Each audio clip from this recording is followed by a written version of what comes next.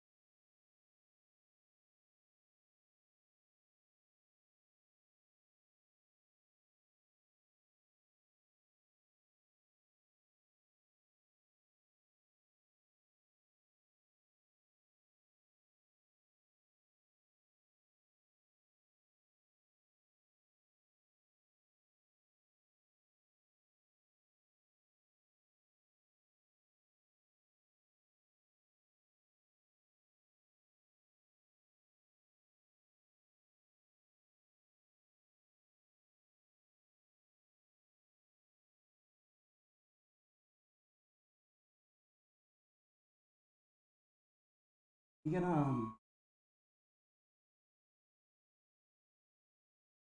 top camera.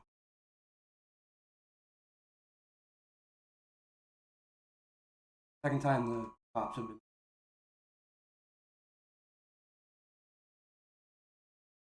I don't even know if it's.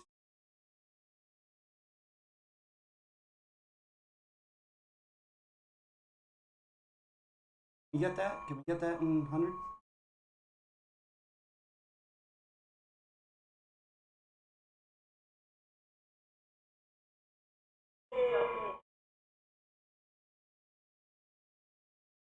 That's a live sound, guys. camera on the top left.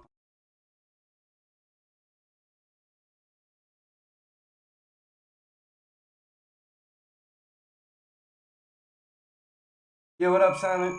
What up, Moss? Probably a fucking echo. What's up, guys? Welcome to the stream, man. Silent, what's up, man? Yo, what happened, Silent, bro? I never got my fucking shirt from you, from the thing. And I ordered that shit over a month ago.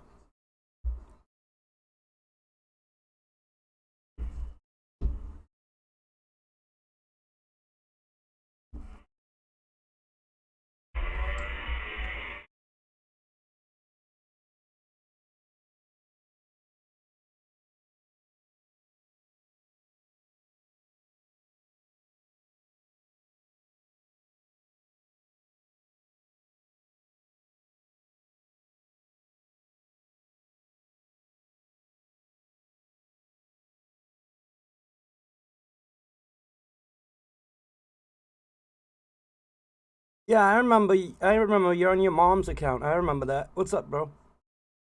Yeah, no, I never got it, bro. I swear to God. Still haven't got it. I'm gonna contact the company tomorrow and see what the fuck happened, because I paid for it, so I should have got it.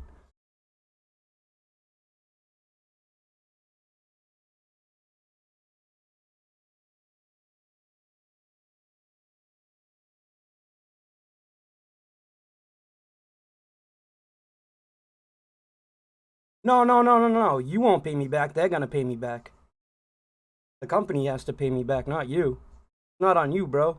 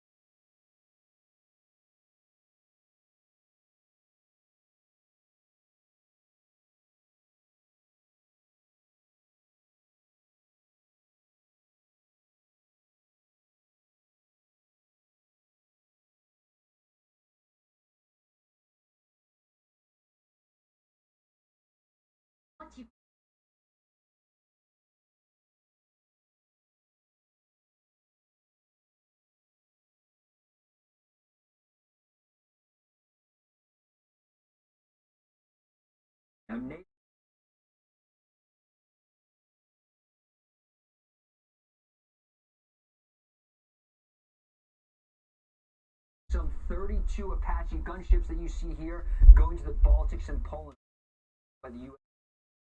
Paratroopers. Also, right now, minus 14,000.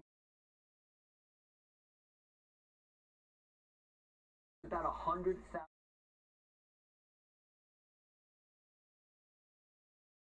Something Putin had thought to exploit. He didn't, frankly.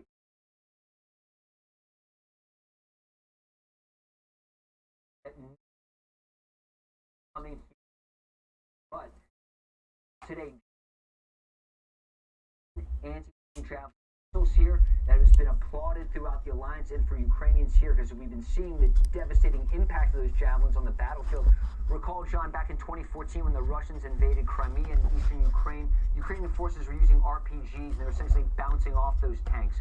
Now the javelins having devastating effects. The Ukrainian government says that over 3,000 Russian soldiers have been killed. We cannot independently verify that by their claim.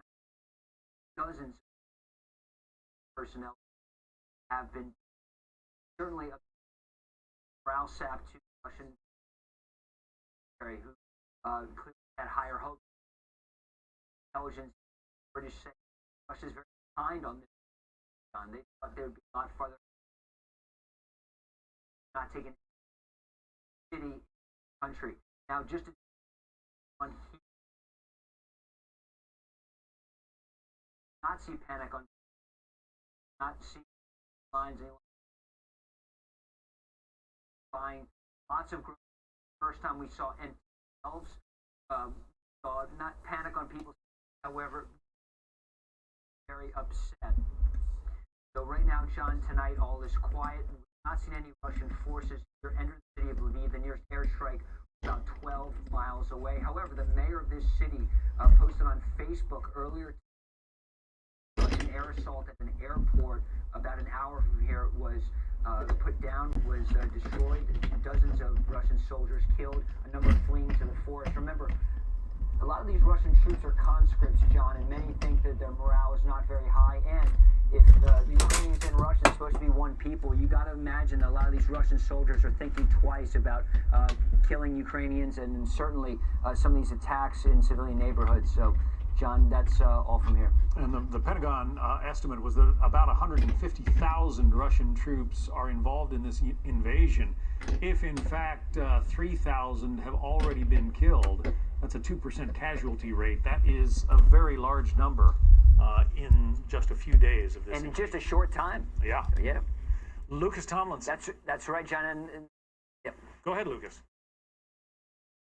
No, so in about half the Russian troops, half of those 150,000 have actually entered this country. That's what the Pentagon is also saying, John. So, but earlier today we saw, Chechen soldiers deploying here. So Putin certainly can turn up the volume and send more reinforcements. But certainly so far it's very clear that the Russians are not where they wanted to be. They wanted to launch a blitzkrieg from Belarus just 2 hours north of the capital here in Ukraine. And certainly, even though the fighting is on the doorstep, no question, we saw the images from Trey's camera in the capital, but Russia is not where they wanted.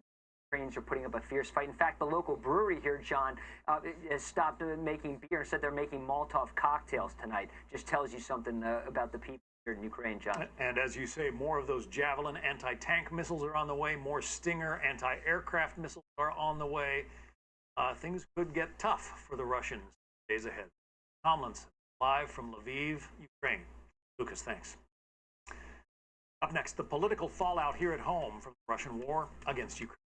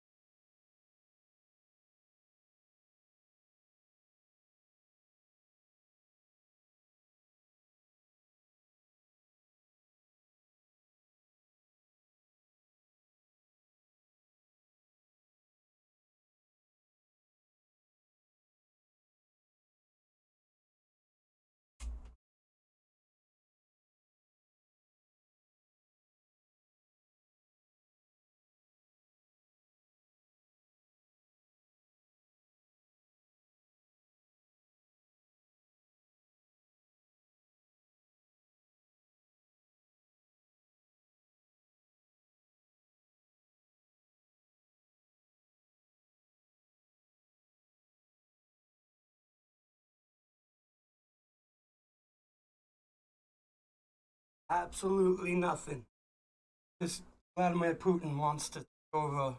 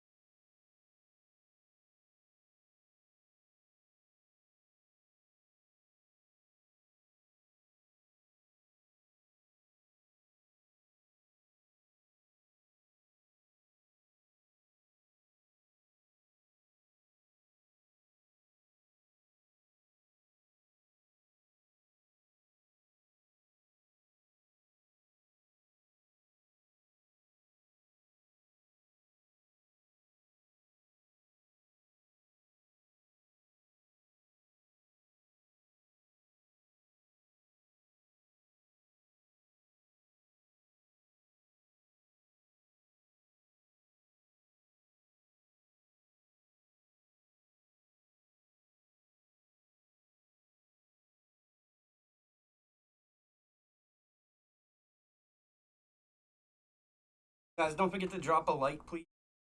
Get the channel around.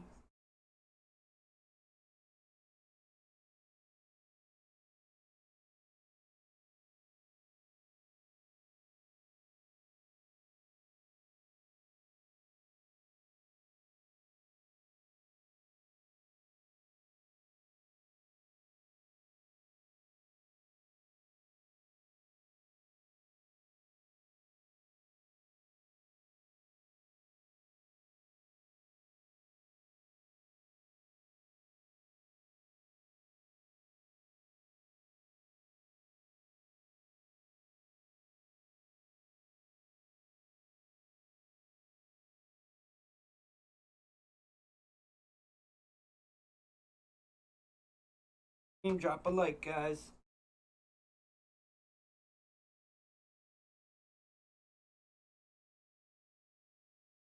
Our Trey Yingst is live there with some explanation, we hope, about what that red glow is on the horizon. Trey. We're getting some more information about that red glow on the horizon, the Ukrainian capital of local reports indicate that a Russian missile targeted an oil depot near the town just south of Kyiv called Vasilkiv.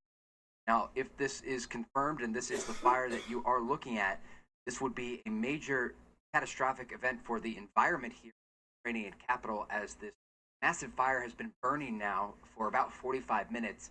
You can see the red glow in the distance, and this is significant because this is not a military piece of infrastructure. This is a civilian oil depot. So the Russians have been hitting a number of different targets across the city over the past 24 hours. And this came just after officials in the Ukrainian capital warned about more aerial bombardments by the Russians. It's part of the reason they sent the civilian population underground, sounding those sirens across the city, trying to make sure that people have safety. Heard some small arms fire in the distance as Russian troops do try to continue their offensive against the Ukrainian capital. But again, what we can confirm at this hour, according to local reports, is that an oil depot in Vasilkiv, a small town just south of the Ukrainian capital, on fire right now following a Russian strike. Back to you. There was fear that this would be the night that Kyiv would come under significant Russian attack. The fact that it's almost 2 in the morning, it doesn't seem to have happened yet. I suppose that bodes well for the Ukrainians, Trey. It bodes well so far, but we have seen the Russians past couple of days start attacking even when the sun is coming up. And they don't appear to change their tactics much throughout the day. We have heard sirens day and night Russian offensive began. But as we talked about, the Ukrainian population preparing for that possibility at any time for a heavier offensive against the city. It's part of the reason we actually saw today in the street barricades being set up, even dump trucks and other large machinery moved into the streets of Kyiv in an effort to stop Russian forces from advancing. They want to do anything they can to slow down these Russian troops as they try to make their way into the city. Remember, the forces that we've seen so far entering the capital are not the main group of Russian troops that are the concern for the Ukrainian military. These are actually just forces they send ahead to see and almost act as reconnaissance troops, see how much resistance they're going to face as they plan this larger offensive. I know the Ukrainians have been begging for a no-fly zone to be instituted there. Who would institute such a thing? Can the United Nations declare a no-fly zone? Is it too early to know the answer to that question? So initially we saw no-fly zones being requested by the Russians. That was actually one of the major indicators that this offensive was going to start. The Russians called for closing the airspace, the northeastern part of this country, and then very quickly all commercial aircraft were ordered not to fly through the airspace. There's an effort underway by the Ukrainians, international community, to do so, but so far it has been unsuccessful. Part of the reason they want that to take place is so that there would be a real acknowledgement when these Russian fighter jets are in the air that they are violating international law. The real question is, would it even change the behavior of the Russians, because they have now invaded a sovereign country? So if a no-fly zone was declared over the airspace of Ukraine, would it even change the behavior? The answer is likely no, because so far the Russians have violated. Trey, I was in Ukraine back in the bad old days of the Soviet Union, a follow-up story on the Chernobyl disaster, and it was even clear back then that the Ukrainians did not exactly embrace their Soviet brethren on the other side of the Russian border, and those feelings have only been amplified in the years of freedom that the Ukrainians have enjoyed since the collapse of the Soviet Union. I think the interesting thing to look at is in Russia right now and the youth here. They both appear to agree in many cases on the fact there shouldn't be war between countries. It was interesting to see the protests happen yesterday in Russia in more than 54 cities, and more than 1,700 people were detained in these demonstrations, anti-war protests. A generation, at least in part, that is asking questions of the leadership in Russia. And you have a similar sentiment here. It is a different generation than one that grew up during the Cold War, and very much a population that is basically asking, why is this happening? So it will be interesting to see the generational divide in this conflict and how people view what's taking place. But as we saw yesterday, in a number of cities across Russia, there was a real pushback against Vladimir Putin and this decision to invade Ukraine. Don't mind. As Hit you've been that like speaking, button Trey, we just got confirmation Hit the from subscribe a button. member of the Ukrainian It'll have parliament live that, in fact, your coverage on information this is correct, that is 24/7. the oil depot, which was hit by a Russian rocket. I have to wonder, it looks like the glow is getting brighter. Maybe that's the camera, maybe it's, well, something else.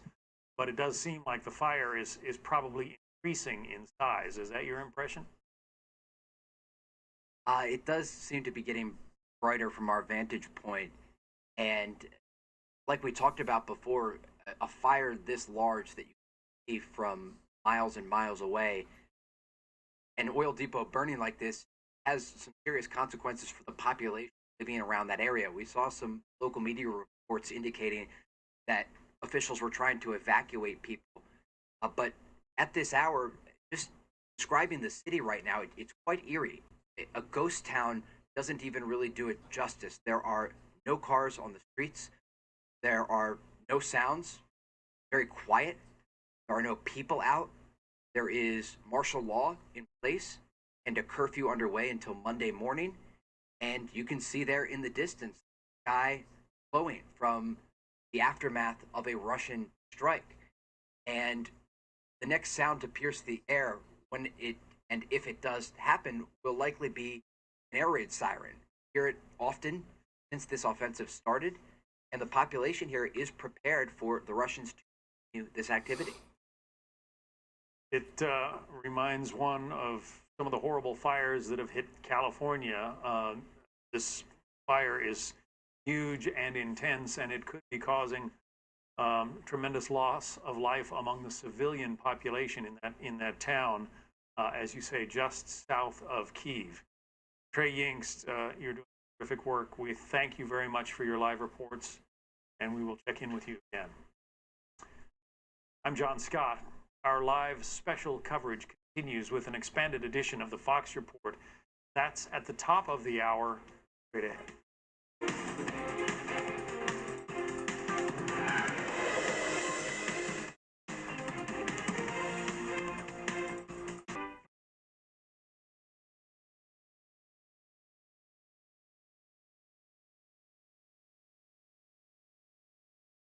Nearly 1-4 in Ukraine, showing you Ukrainian officials the missile attack oil depot. Show you here. Again, this is live. What we are looking at. We're going to head to Airlines, Washington. What's the latest on conflicts? And we will be right to show you more of live pictures. Looks is again in Kyiv. Ukraine is bracing for a fourth night of Russian attacks. Missiles and rockets have targeted various parts of the country, including Kyiv, as the Ukrainian people fight for their lives. Jaw-dropping video capturing a rocket hitting an apartment building in Kyiv. Inside, you could see a living room filled with dust. Incredibly, Ukrainian officials are not reporting any deaths from this strike. The Ukrainian military is preparing for another night of intense combat with Russian soldiers. So far, they've been able to put up a strong resistance, claiming the destruction of a Russian military convoy. President Biden approved a $350 million military aid package for Ukraine, and Germany is sending them anti-tank grenade launchers and Stinger missiles. The country's president refused a U.S. offer to evacuate and is vowing to stay.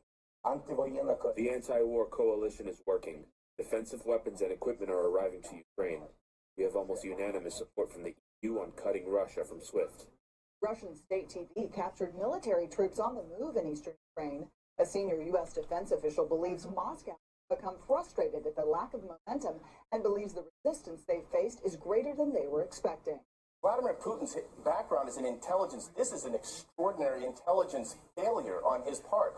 The United Nations estimates more than 120,000 Ukrainians have left the country for Poland, Moldova, and other neighboring countries. In Washington, KRYVYIRIH, Fox News. Again, these are live looks from Kyiv as we are starting to learn more information here about exactly what is going on. We're working to get some eyes and ears on the ground on what exactly was hit. An oil depot. That is from Fox News foreign correspondent Trey Yingst. We're going to leave it on the shot. Again, there is no audio here, but these live pictures are absolutely horrifying, devastating to those on the ground there in Ukraine. We're going to keep it on this shot as we're working to get more information.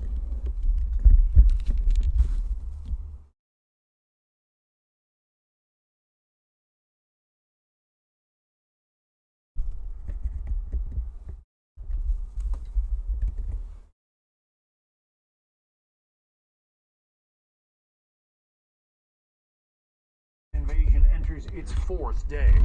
Good evening, I'm John Scott, and this is a special 2-hour edition of the Fox Report. A Ukrainian official confirms to Fox News a missile attack on an oil depot near Ukraine's capital. Ukrainian Minister of Parliament Anna Portova saying a missile attack launched on the oil depot Vasilikov, ecological catastrophe. Europe, USA, close the sky over That's the red glow that you see on the horizon, a large box on your glow from the fire burning at that. Ukrainians are taking up arms to fight alongside the armed forces to defend their nation from Russia's attacks. Ukraine's president, Volodymyr Zelensky, was offered an evacuation flight to the U.S., is pledging to stay in his country and keep fighting.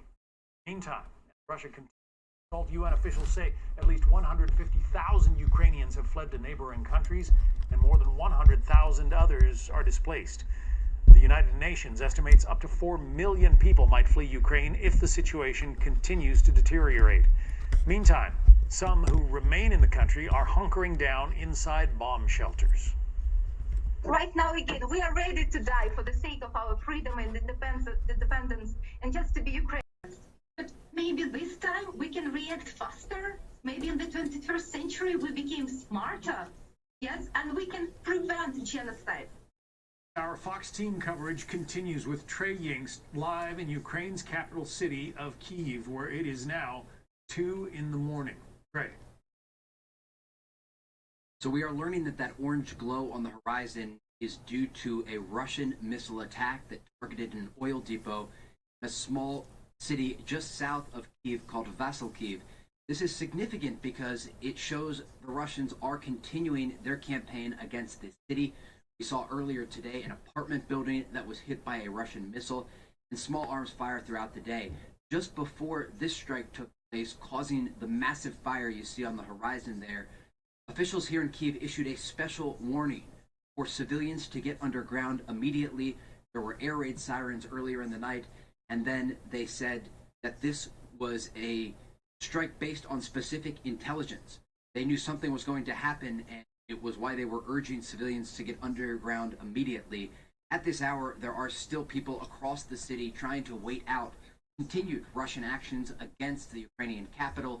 And it's not just here. Kharkiv, the second largest city in Ukraine, also taking massive strikes tonight by Russian forces as they continue a ground and air campaign against this.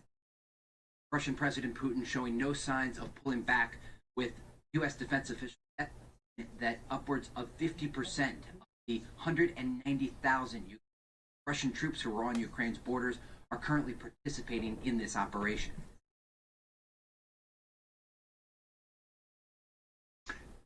Trey, we saw the video during your report there of that daytime missile strike that hit what looked like an apartment building. First of all, is that an apartment building? And secondly, is there any indication what the Russians were trying to accomplish, or was it just firing willy-nilly and hammering that building in Kyiv? There's no indication that they had a specific target in mind. It was an apartment building, and there were people inside at the time. There are mixed reports about how many people were injured in that strike, but it gives you a real sense of who's most affected by the Russian campaign against this city. While there have been targets outside the city that are specifically used by the Ukrainian military, once you get into an urban environment like this, it's very hard to be accurate with types of missiles that the Russians are using. And they are using a variety of missiles in Ukraine, not only cruise missiles, but also ballistic missiles. In the eastern part of the country, they are shelling with mortars and artillery units, and then small arms fire on the ground. So we saw the scenes of destruction across the capital today. We saw some of the images earlier today on Fox of these military vehicles that have been shot up, riddled with bullets, and it's a variety of tactics being used against the Ukrainian military as these Russian soldiers look to make their way into the capital. John? And even what we are looking at now, that strike on the fuel depot, you say that is not a military fuel supply, it's a civilian fuel depot. The Russians are simply trying to make life as miserable as they can for the average Ukrainian. I lost you there for a second. If you could just ask one more time. Well, this strike, the fuel depot that we see burning on the horizon in this live video coming into us now, you say that was essentially a civilian depot, not a military stock. So the Russians are simply trying to make life difficult and miserable for the Ukrainian populace. Yeah, and look, yesterday there were reports the mayor of Kyiv indicated that the Russians were targeting a thermal power plant just north. Have seen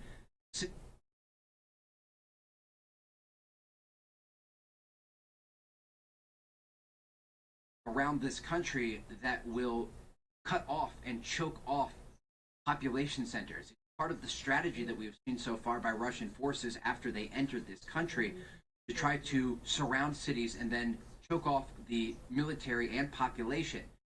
And while they are being met with some fierce resistance, and both U.S. and British intel today indicating that it was unexpected and that the Russian forces were not prepared for this type of resistance, they will have to deal with it. And when you hit population centers, infrastructure, even if they are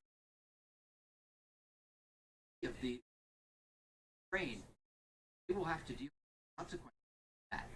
Environmental consequences, the casualties as a population insurgency, and there are many consequences.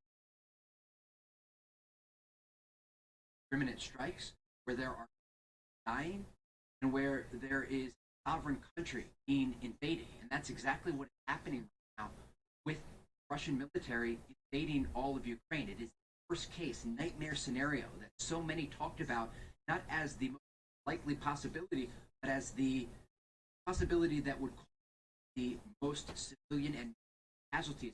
Already we are death toll rise in the conflict.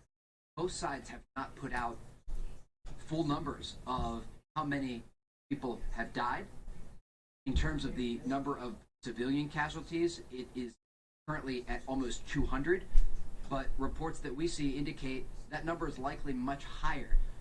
In the fog and grayness of often difficult to get the accurate numbers, but this conflict continues, and so does the death toll as it rises here, not only in the capital, but across the country.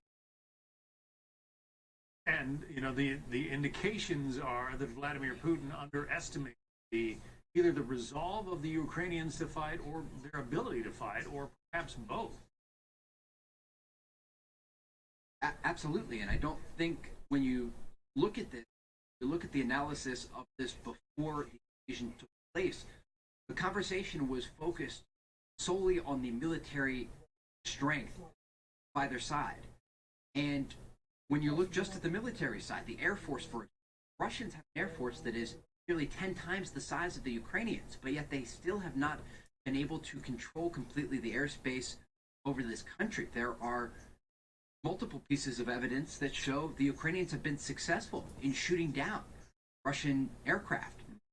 And the Ukrainians put up a major fight in taking back an airfield outside of the capital of Kyiv. Reports today indicate that the Russians have been able to take it from the Ukrainians, but we are seeing this back and forth battle taking place in a number of locations across this country. But the civilian population, that's really the X factor in current fighting that's taking place. And like we talked about, the analysis early on focused solely on the military might of the Ukrainians. But now we are seeing civilians pick up arms. They are preparing, in many cases, what looks like guerrilla warfare. And it is kitchen knives, as one man described to us. It's Molotov cocktails that are being made in breweries right now. It's the civilian population that's showing up at police stations around the Ukrainian capital and saying, give us what weapons you have. We are ready to go to the front lines and fight. And so that adds a different aspect to this war, especially when you enter an urban environment. It makes it much more difficult to operate tanks and big machines in a city.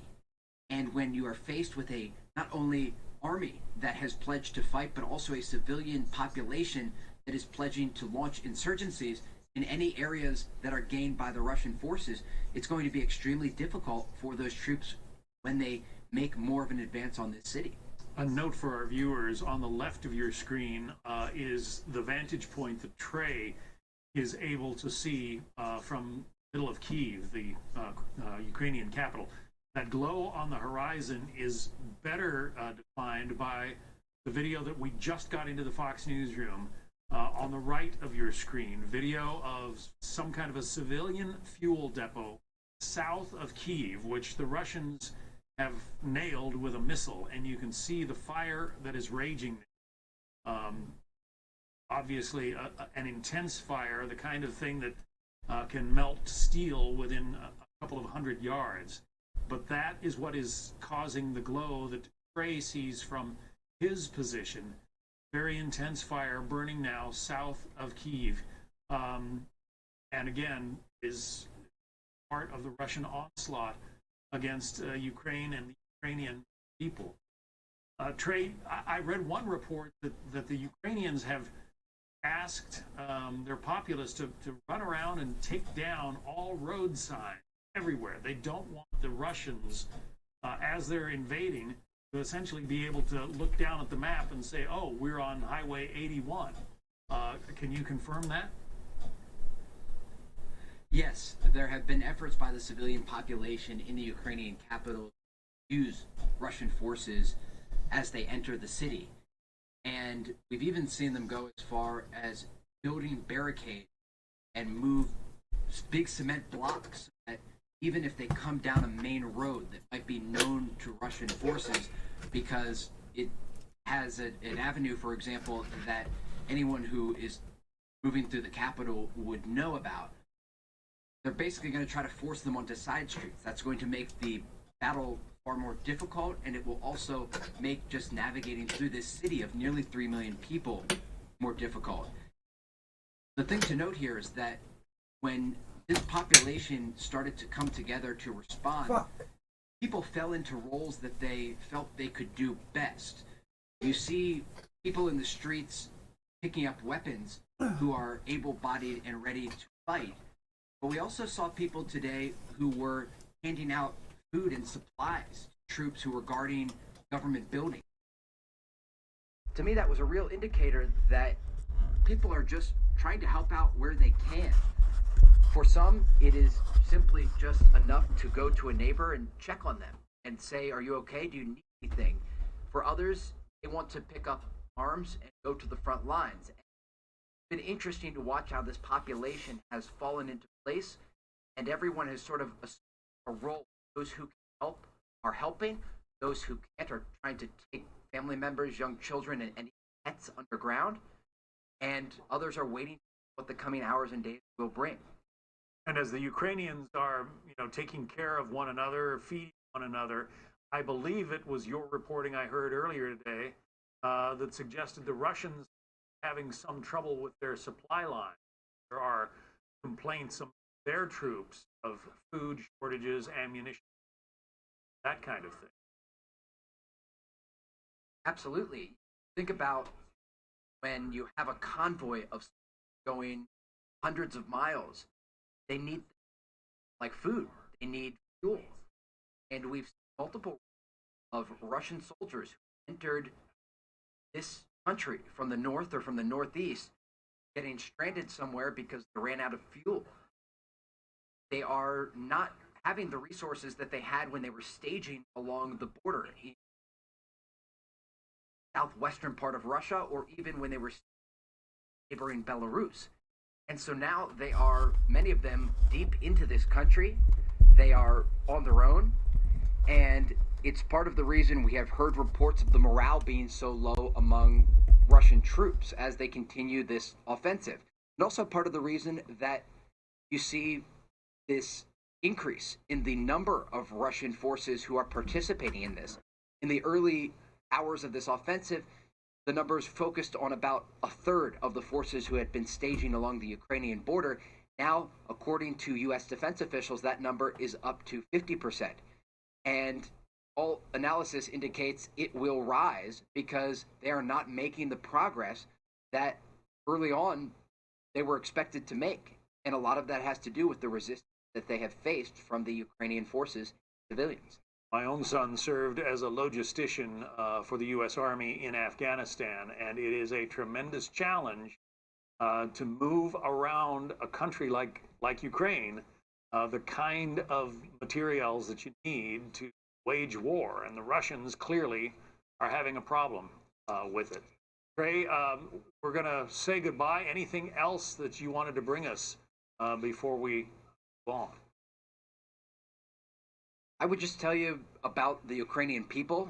They are the story here. I think oftentimes, as journalists covering these stories, people see us in flak jackets, wearing helmets on balconies with things exploding behind us, and they call us brave. And I would respond and tell them the people here who are brave are the civilians who are pledging to defend the sovereignty of their country, who are calling for international law to be respected, and who are willing to do anything to protect their homes and their families. Those are the brave people here in Ukraine, and we will continue to tell their story and the story of the people who are most affected by this conflict. The Ukrainians threw off a sort of a Russian-installed puppet government some years ago. They don't want to be directly ruled by the Russians again. Their bravery is to be commended. Trey Yingst, you are doing terrific work. We'll let you get a little bit of rest. Thank you. Trey Yingst, live from Kyiv, Ukraine. Back with more coverage on the situation unfolding there.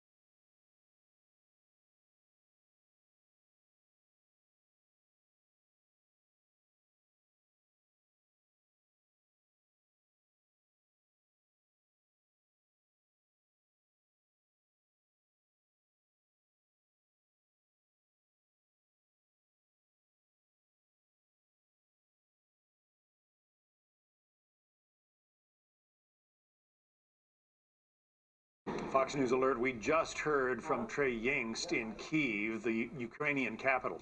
About 350 miles to the west, Lucas Tomlinson is live in the westernized Ukrainian college town of Lviv with the latest there. Lucas.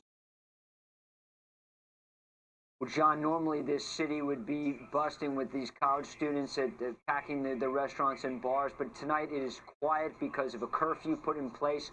The mayor of this city says there's a risk of Russian saboteurs coming here and blowing things up. In fact, he also said that just an hour from here, a Russian air assault was repulsed. 60 Russian soldiers, some killed, some fled into the woods after they fast rode down from helicopters onto an airstrip. That increasingly looks like the Russian strategy as well, John. Yes, they're assaulting the capital, but they're also looking for airstrips all around the country. I spoke to a waiter just a few hours ago who showed me some mobile video of something his mother had sent him from southwest Ukraine. I hadn't heard this story reported before, but the Russians were assaulting another airstrip, clearly trying to find available runways to land more forces. Now, there are unconfirmed reports that Ukrainian forces have shot down 2 Russian transport planes full of Russian paratroopers. If true, that would be a devastating blow to the Russian military.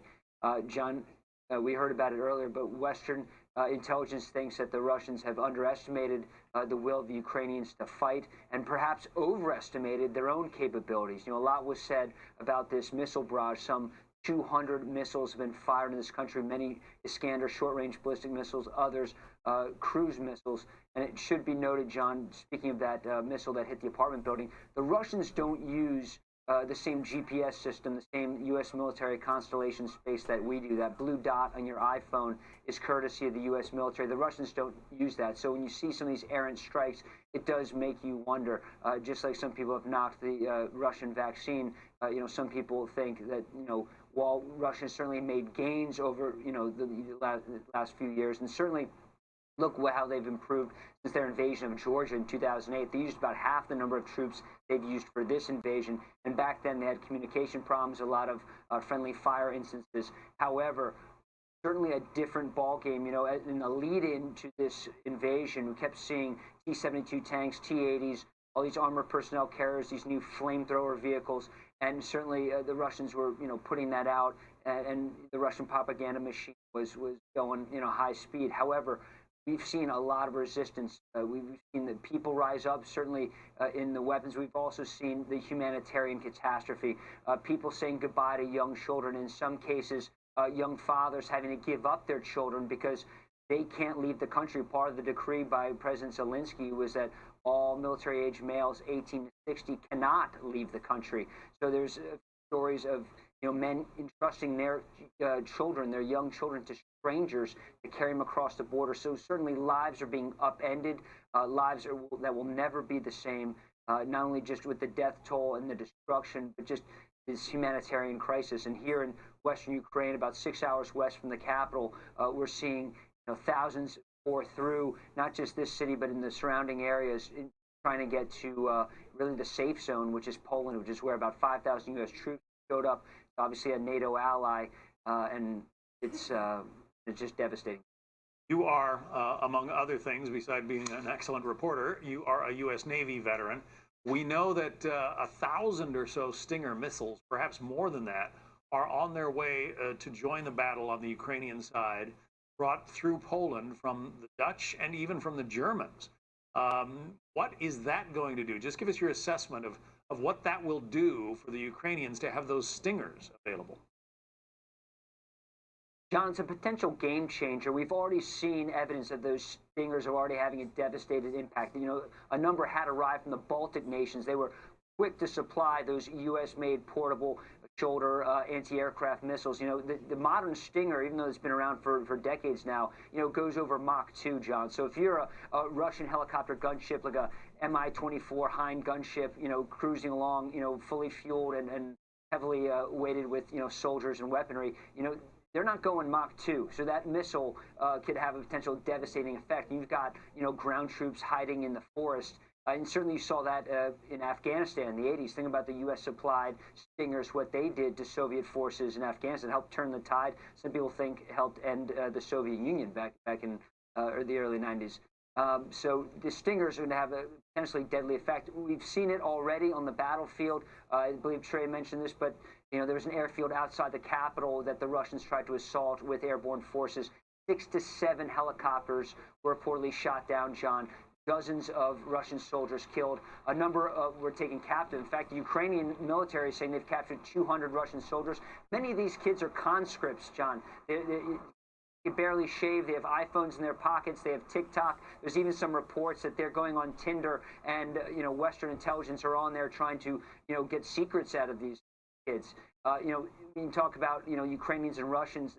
Vladimir Putin has always seen Ukraine and Russia as one people. Well, if that's the case, think how hard it is for a Russian soldier probably to open fire on someone he considers his relative. Think of Nikita Khrushchev, the former Soviet leader. He was Ukrainian. Mikhail Gorbachev had a Ukrainian parent. So the ties from these two countries run deep. However, we have some sound on this. The people in Ukraine, you mentioned 2014 and Yanukovych being thrown out of the country, that Russian-backed president. People in Ukraine want to be free. They want to be aligned with the West. They want to join NATO. They want to be part of the European Union. They do not want to be a part of Russia. And take a listen to this independent journalist, John. Or not.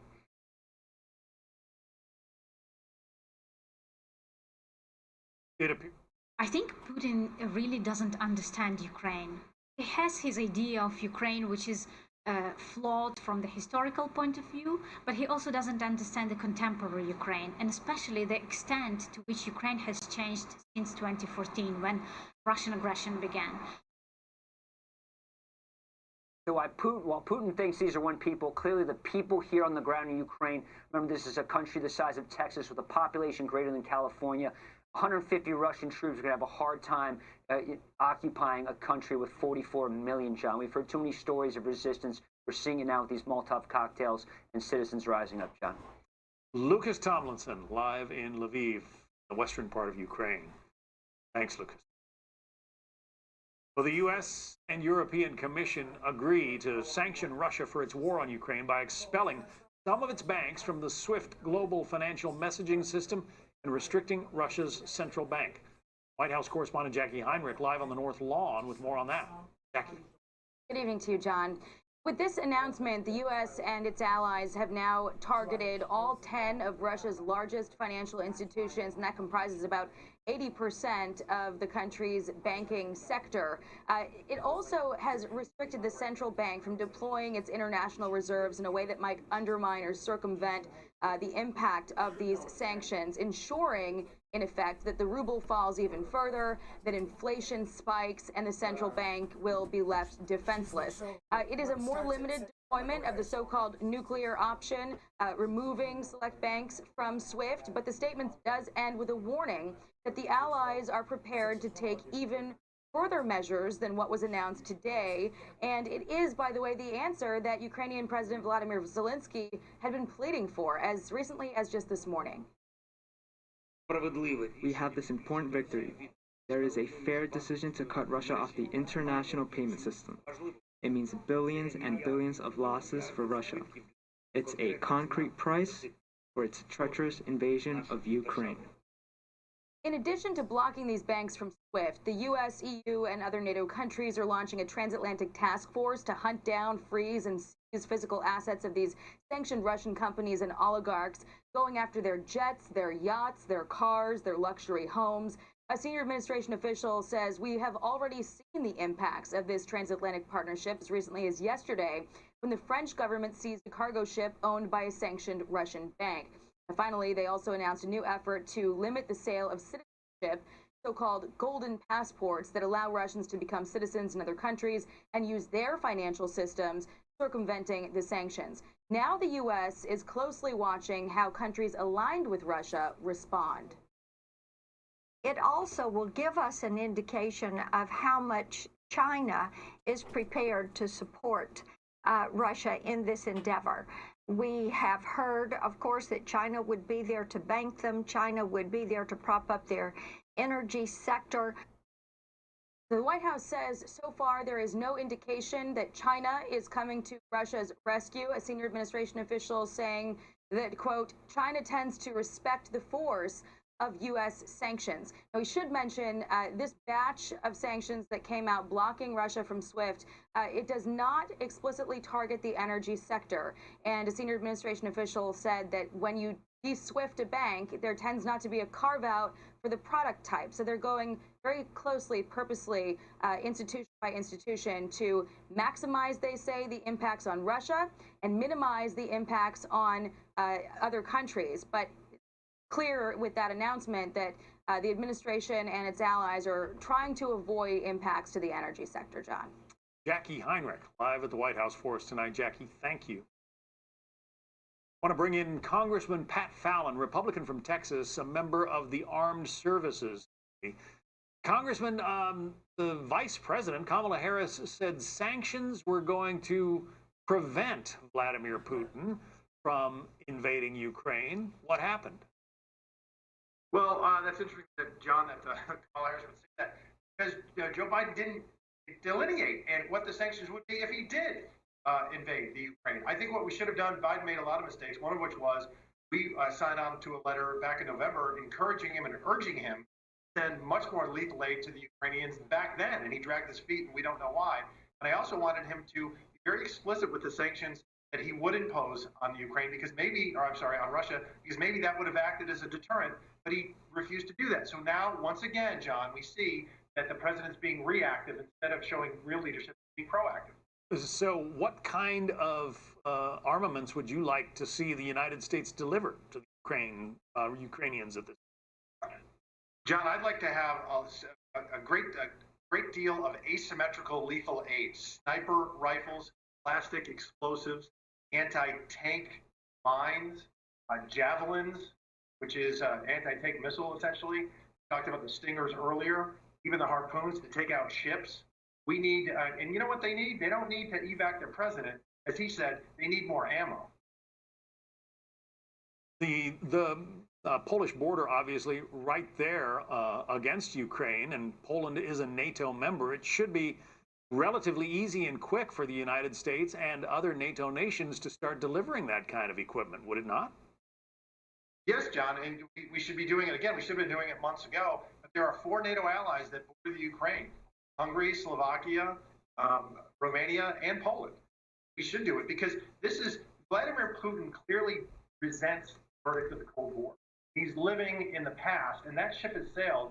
He has to confront the realities of the present. But John, he got away with it in 2008, Georgia. He stole 2 provinces. He got away with it in 2014 when he stole the Crimea, and he thinks he's going to get away with it now. But the Ukrainian people are the X factor. There's 44 million of them. They're a tough breed. They're only a few generations away from the folks that took on the Nazis, because the last man to invade the Ukraine was named Adolf. There was some hesitation on the part of the U.S. and other countries to kick Russia out of the SWIFT banking system because the fear was that it would just lead Russia and China to sort of create their own counterbalance to it. Is that still a possibility, do you think? And what would be the effect? I think they've taken some steps to do that right now, but there's only 2 countries in the world that aren't part of the SWIFT, and that's Korea and Iran, and they're pariahs. And when you act like a pariah, you should be treated as such.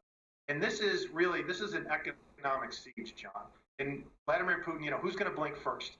Vladimir Putin thinks the West is going to blink. We have a stronger economy. We have a more diversified base. And I think we should ensure that we stay strong, because this won't be the end.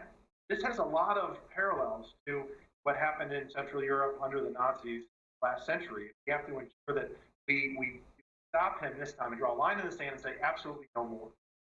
Well, obviously, Vladimir Putin doesn't want a NATO country, doesn't want Ukraine becoming a NATO country. He doesn't want a NATO country right on his border.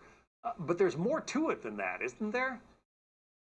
Well, yeah, let's be really honest. 30 years ago, NATO didn't ask those Eastern European countries to join. Those Eastern European countries asked NATO to join because they really feared, and they were obviously, rather, they had a lot of vision.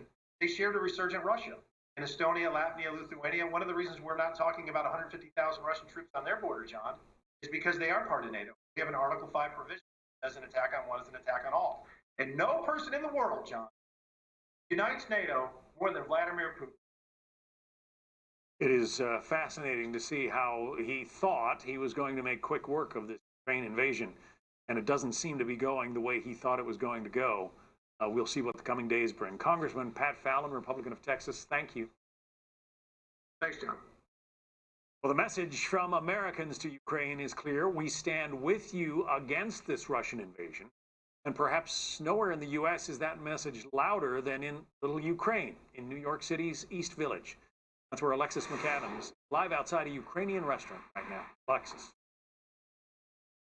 Hi, John. Well, all throughout the day, as you can see behind me, that line here at Veselka in the East Village has just continued to grow. It's a show of support for the Ukrainian community as everyone keeps a very close eye on what's happening between Russia and Ukraine. And the owner of this restaurant that's been here for decades in the East Village tells me Vladimir Putin is trying to take everything that Ukraine has fought so hard for. Listen. I really believe that diplomacy would work and that the threat of these harsh sanctions would be deterrent when it's happened. I was in a state of shock myself, as well as a lot of my staff who have immediate family there who are on the front line. They're just in a state of awe, but Ukrainians are resilient people and proud people, and they're going to fight until the end. And man, has Ukraine continued to fight hard. Now, inside of Alaska here in New York City, a feeling of hope. These women you see make about 3,000 pierogies every single day by hand in the basement of this Ukrainian restaurant. Some of those women have family members, John, that are in the front lines of the battle with Russia, worried sick for their homeland and the people who are fighting for their freedom. Now, Valeska has been a staple in the East Village here since about 1954. The owner tells me his grandpa fled Russia for Ukraine in the 40s. These cookies you see, usually black and white at the restaurant, now the colors of the Ukrainian flag, and the bakers can barely keep up as they continue to fly off the shelves. Today, also, another massive protest in Times Square, that outpouring significant rather, as New York City is home to more than 150,000 Ukrainians. That's the largest Ukrainian community in the country. Yeah, I know the culture is really important, and I mean, you walk around the city, you see Ukrainian people, waving their flags, holding signs, you see buildings with, blue and yellow lights.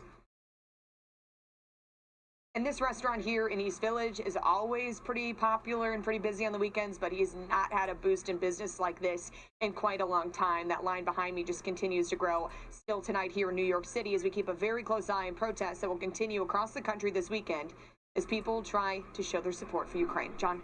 Makes me want to go down and patronize the place. Alexis McAdams, live in New York City. Thanks. Fox News alert, back to Kyiv now. A Ukrainian official confirms to Fox News that a missile attack on a civilian oil depot near Ukraine's capital city. Ukrainian Minister of Parliament Anna Protova saying, quote, a missile attack launched on the oil depot in Vasilkov near Kyiv. Ecological catastrophe. Europe, USA close the sky over Ukraine. Meantime, the United Nations says at least 150,000 Ukrainians have fled that country so far, and estimates are that up to 4 million people might become refugees. The situation continues to get worse. As Vladimir Putin's assault on Ukraine continues, many in Russia have taken to the streets against the invasion, despite the government's disinformation campaign. Amy Kellogg has that story from Moscow. John, Russian TV tells a very different version of events, and they've been highly critical of the Western media, accusing it of using fake after fake to tell the story of Ukraine. The Russian government has issued strict warnings to independent media outlets here in Russia to never use the words war or invasion to refer to the military operation in Ukraine, and they've been accusing on TV here Ukrainian soldiers of actually using Ukrainians as human shields. Some of the images that we've seen on Russian TV today include these sanitized pictures of Ukrainians supposedly who turn themselves over to the Russian forces, getting food, water, and rides home to their families. Rather than acknowledging that Ukraine, for example, is resorting to giving citizens weapons to defend themselves, there have been reports here saying that Ukraine is giving weapons to ex-convicts, to psychopaths to just run street battles on the streets, and has accused them of wreaking havoc and looting in Kiev. Here in Russia, people in some cities are defying the law to come out and protest the war. On Saturday, 489 people were told in 35 cities were arrested. One woman in Yekaterinburg, Russia, said, quote, "I am especially upset that the aggressor is my country. In war, the one who starts it is guilty. Our country is guilty, and therefore I am guilty. I voted for the government.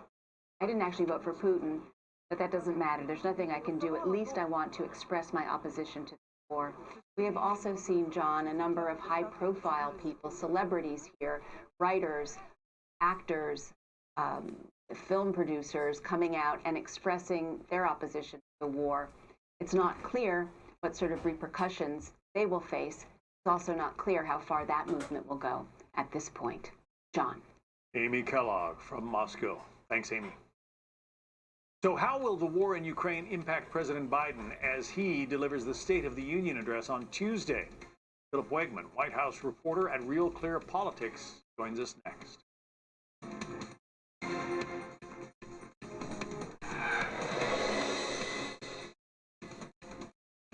Tums versus mozzarella stick. When heartburn hits, fight back fast with Tums Chewy Bites. Fast heartburn relief in every bite. Crunch.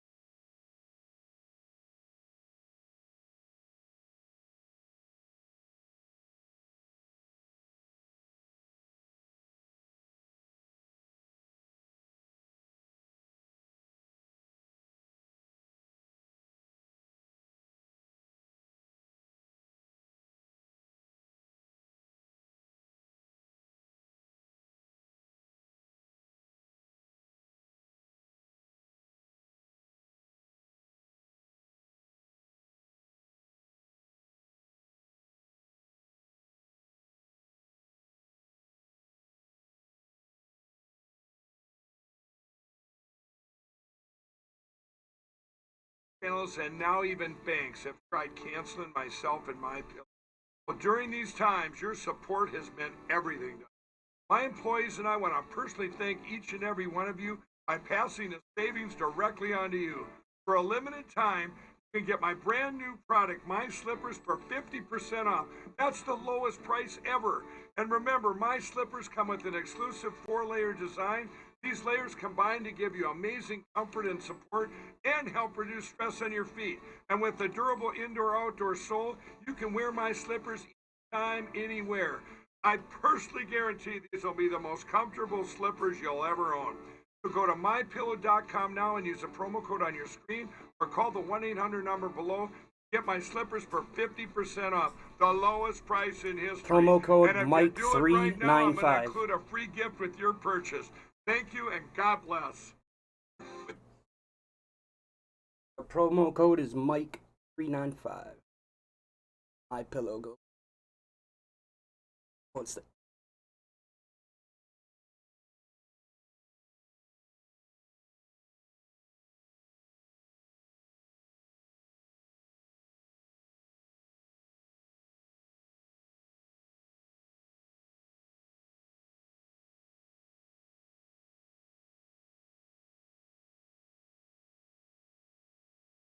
More commentary coming.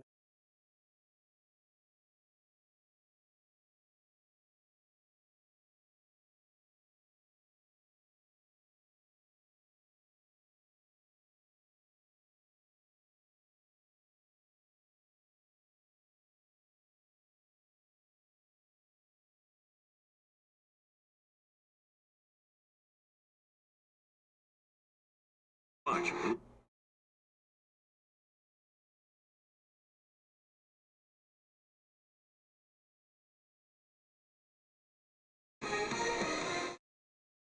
As war rages in Ukraine, President Biden is preparing to deliver his first State of the Union address on Tuesday.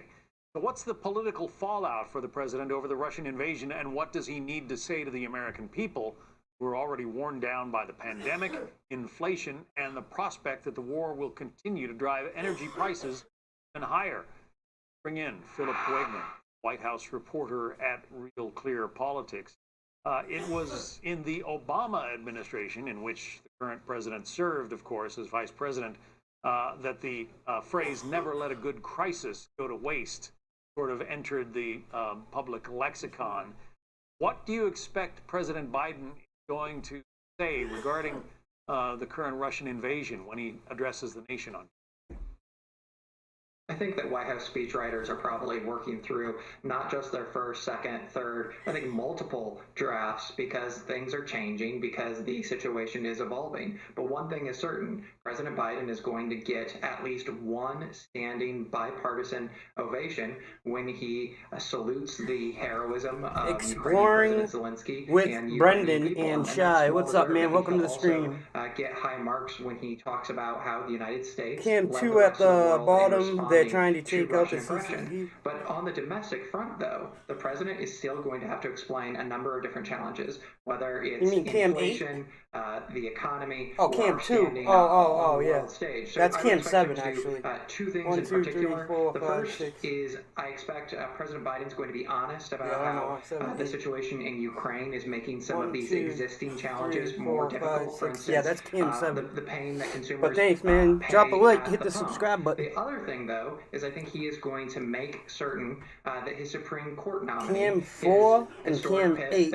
pitch It's unfortunate because there's not that much light. overlooked. So there's a lot of ground to cover, and certainly those White House speechwriters are working overtime. Yeah, And according to Homeboy's a Fox working on News fixing poll Cam that's 1 and just 2. out, 1 and 2 the are the president same right now. has some work But that to will do be to sell the fixed here American people shortly. on the idea that he's been tough on Vladimir Putin.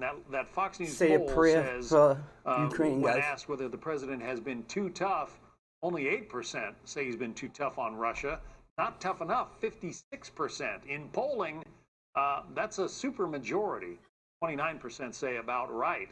So he's going to have some work to do to convince the American people that he has dealt with Russia with a very Exploring stern with hand. Brendan. I just subscribed to your channel, my dude. I think that explains why we saw the White House sort of backpedal a little bit. Earlier, before the invasion, at least by my count, the White House said 6 different times that sanctions were meant as a deterrent. I'm your first Obviously, subscriber. They didn't deter President Putin. He invaded anyway. So during this speech, I expect President Biden to explain why these sanctions were ratcheted up in the way that they were, why we went from the first tranche to what we just saw today with the SWIFT banking system and some of the steps that were taken to freeze Russian President Vladimir Putin out of his personal finances. The other thing, though, that I think a lot of Americans are wondering is why aren't we going after Russia where it hurts? Why aren't we going after their oil supply?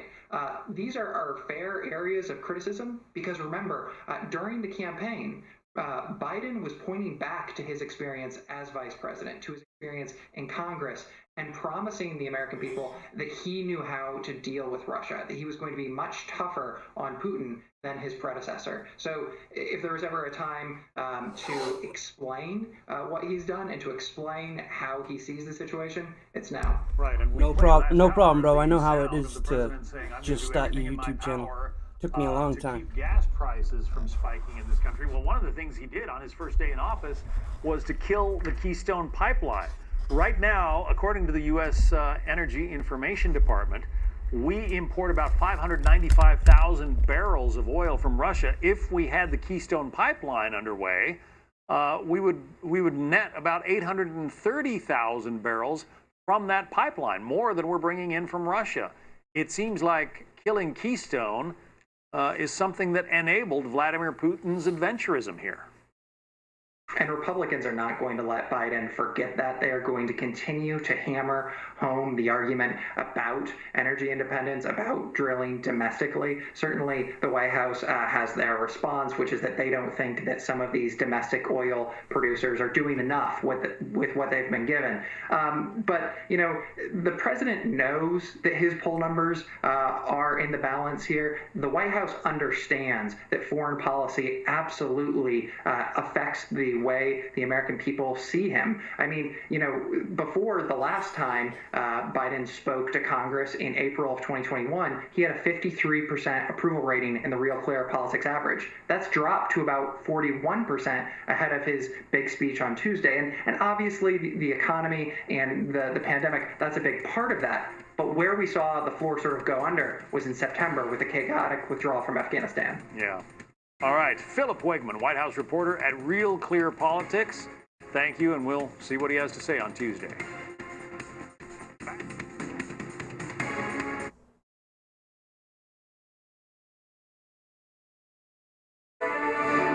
We have seen so much heavy-handed violence since Russia launched its assault on Ukraine. But we have also seen Ukrainian courage as its smaller military, along with civilians, try to resist the overwhelming Russian invasion. I'm going to let these pictures speak for themselves.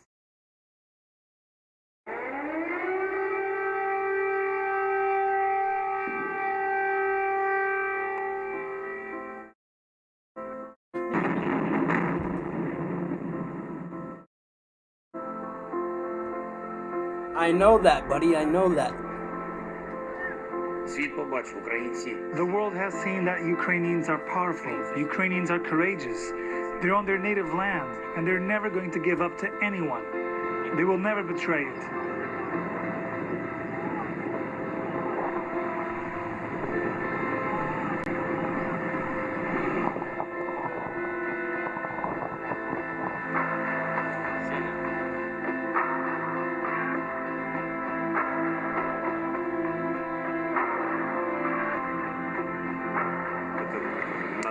It is necessary for my family to leave Ukraine. I will stay here, but the main thing is for my family to leave Ukraine and not feel the threat of attack.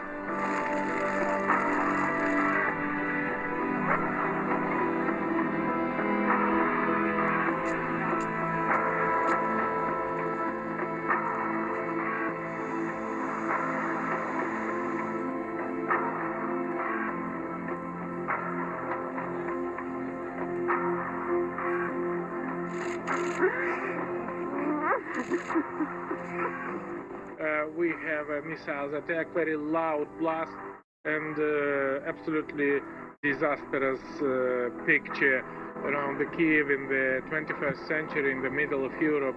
Now, this is disaster.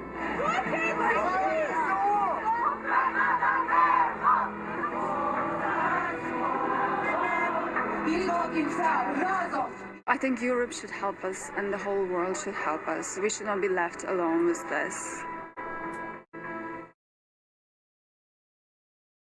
Much more on the breaking news.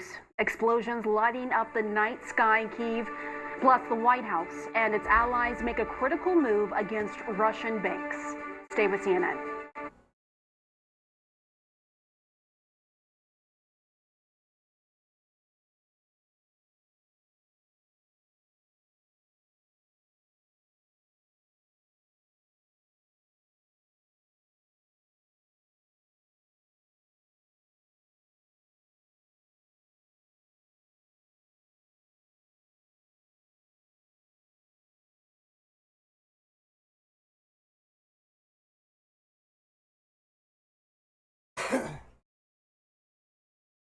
More commentary in about 60 seconds.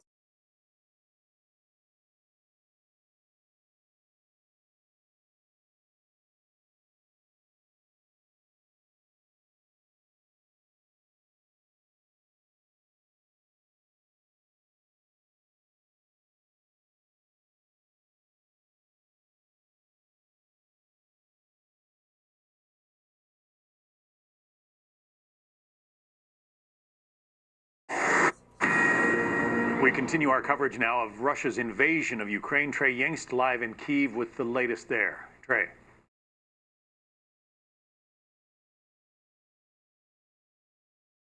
We have lost our signal to Trey temporarily. What you see burning on the right-hand side of your screen is a civilian fuel depot in a town south of Ukraine. The Russians attacked it with a missile in the middle of this night. It's now coming up on 3 a.m. Ukraine time.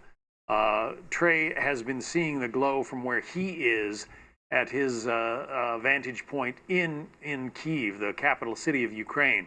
It was feared that the Russian advance would pound Ukraine's capital city tonight, and that Kiev could be taking a huge pounding.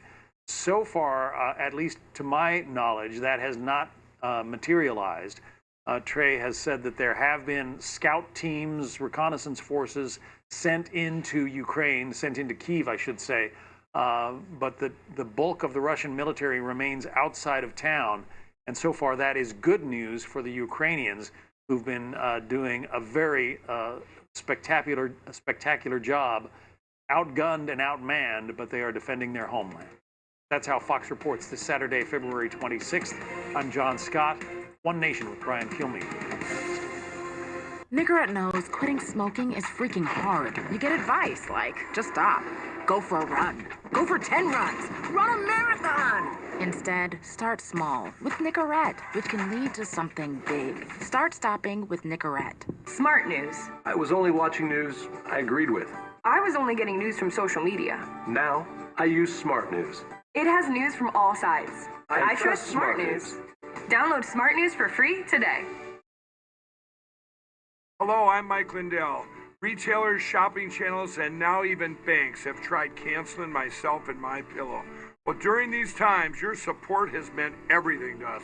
My employees and I want to personally thank each and every one of you by passing the savings directly onto you.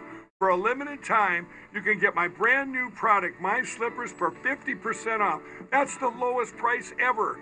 And remember, My Slippers come with an exclusive 4-layer design. These layers combine to give you amazing comfort and support and help reduce stress on your feet. And with the durable indoor-outdoor sole, you can wear My Slippers anytime, anywhere. I personally guarantee these will be the most comfortable slippers you'll ever own. So go to mypillow.com now and use the promo code on your screen or call the 1-800 number below to get My Slippers for 50% off, the lowest price in history. And if you do it right now, I'm going to include a free gift with your purchase. Thank you and God bless.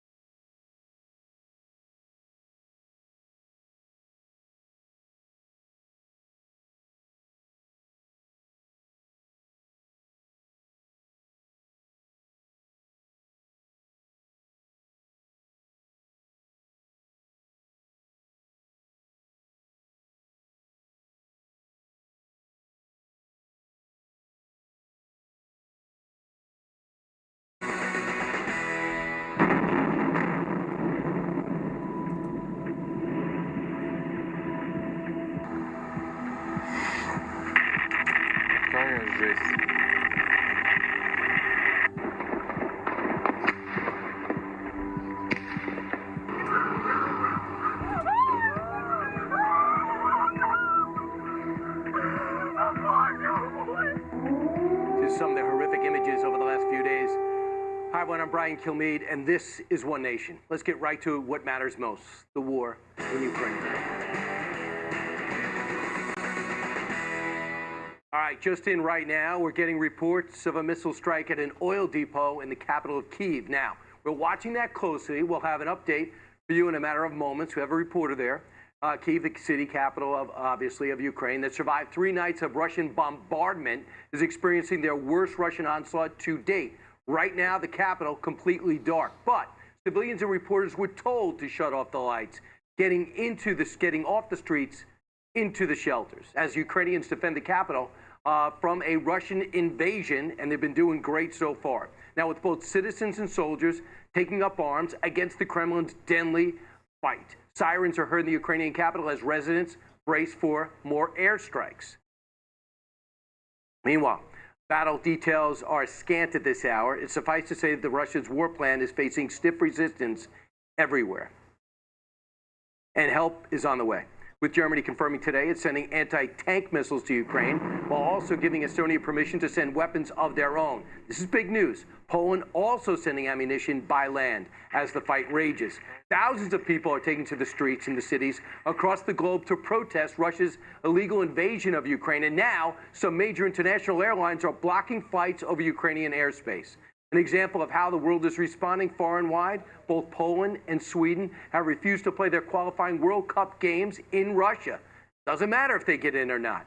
Meanwhile, sanctions are ramping up rapidly, with the United States and other allies now moving to block selected Russian banks from the SWIFT banking system. We have reporters standing by in 2 Ukrainian cities, with Lucas Tomlinson live in Lviv and Trey Yinks live in the capital city of Kyiv, if we can get a hold of him. We tried a couple of minutes ago. Trey, you doing all right? What can you tell us? Brian, we're doing well. We understand there was a missile strike in Vasilkiv, just south of the Ukrainian capital of Kyiv, targeting an oil depot. You can actually see that orange glow behind me. There is a fire in the distance that's still raging on at this hour. This follows a missile strike this morning that hit an apartment building here in the Ukrainian capital. There's some CCTV footage that shows that missile slamming into a residential building that injured a number of people. We were there today and in the streets of Kyiv to see what it was like following a night filled with gun battles between Russian forces and the Ukrainian army. Take a look at what the streets of Kyiv looked like today amid martial law. Overnight, fierce fighting erupted between the Ukrainian army and Russian forces in the streets of Kyiv. This truck is riddled with bullet holes, and there's blood on the sidewalk. This morning, a Russian missile slammed into this building in the Ukrainian capital of Kyiv. This gives you a sense of the destruction that these weapons can cause. Right now, Ukraine is appealing to the international community to send air defense systems as their country is under attack. The entire city has been ordered under curfew until Monday morning at 8 a.m. There are concerns that Russian forces are going to continue to advance on the city. Civilians are picking up arms. We were around the capital today and saw long lines outside of police stations, people waiting to get weapons that they will use against the Russian forces who try to enter this city. Also long lines at gas stations and grocery stores. Other civilians preparing for what could be a long battle in the capital of Ukraine. Brian?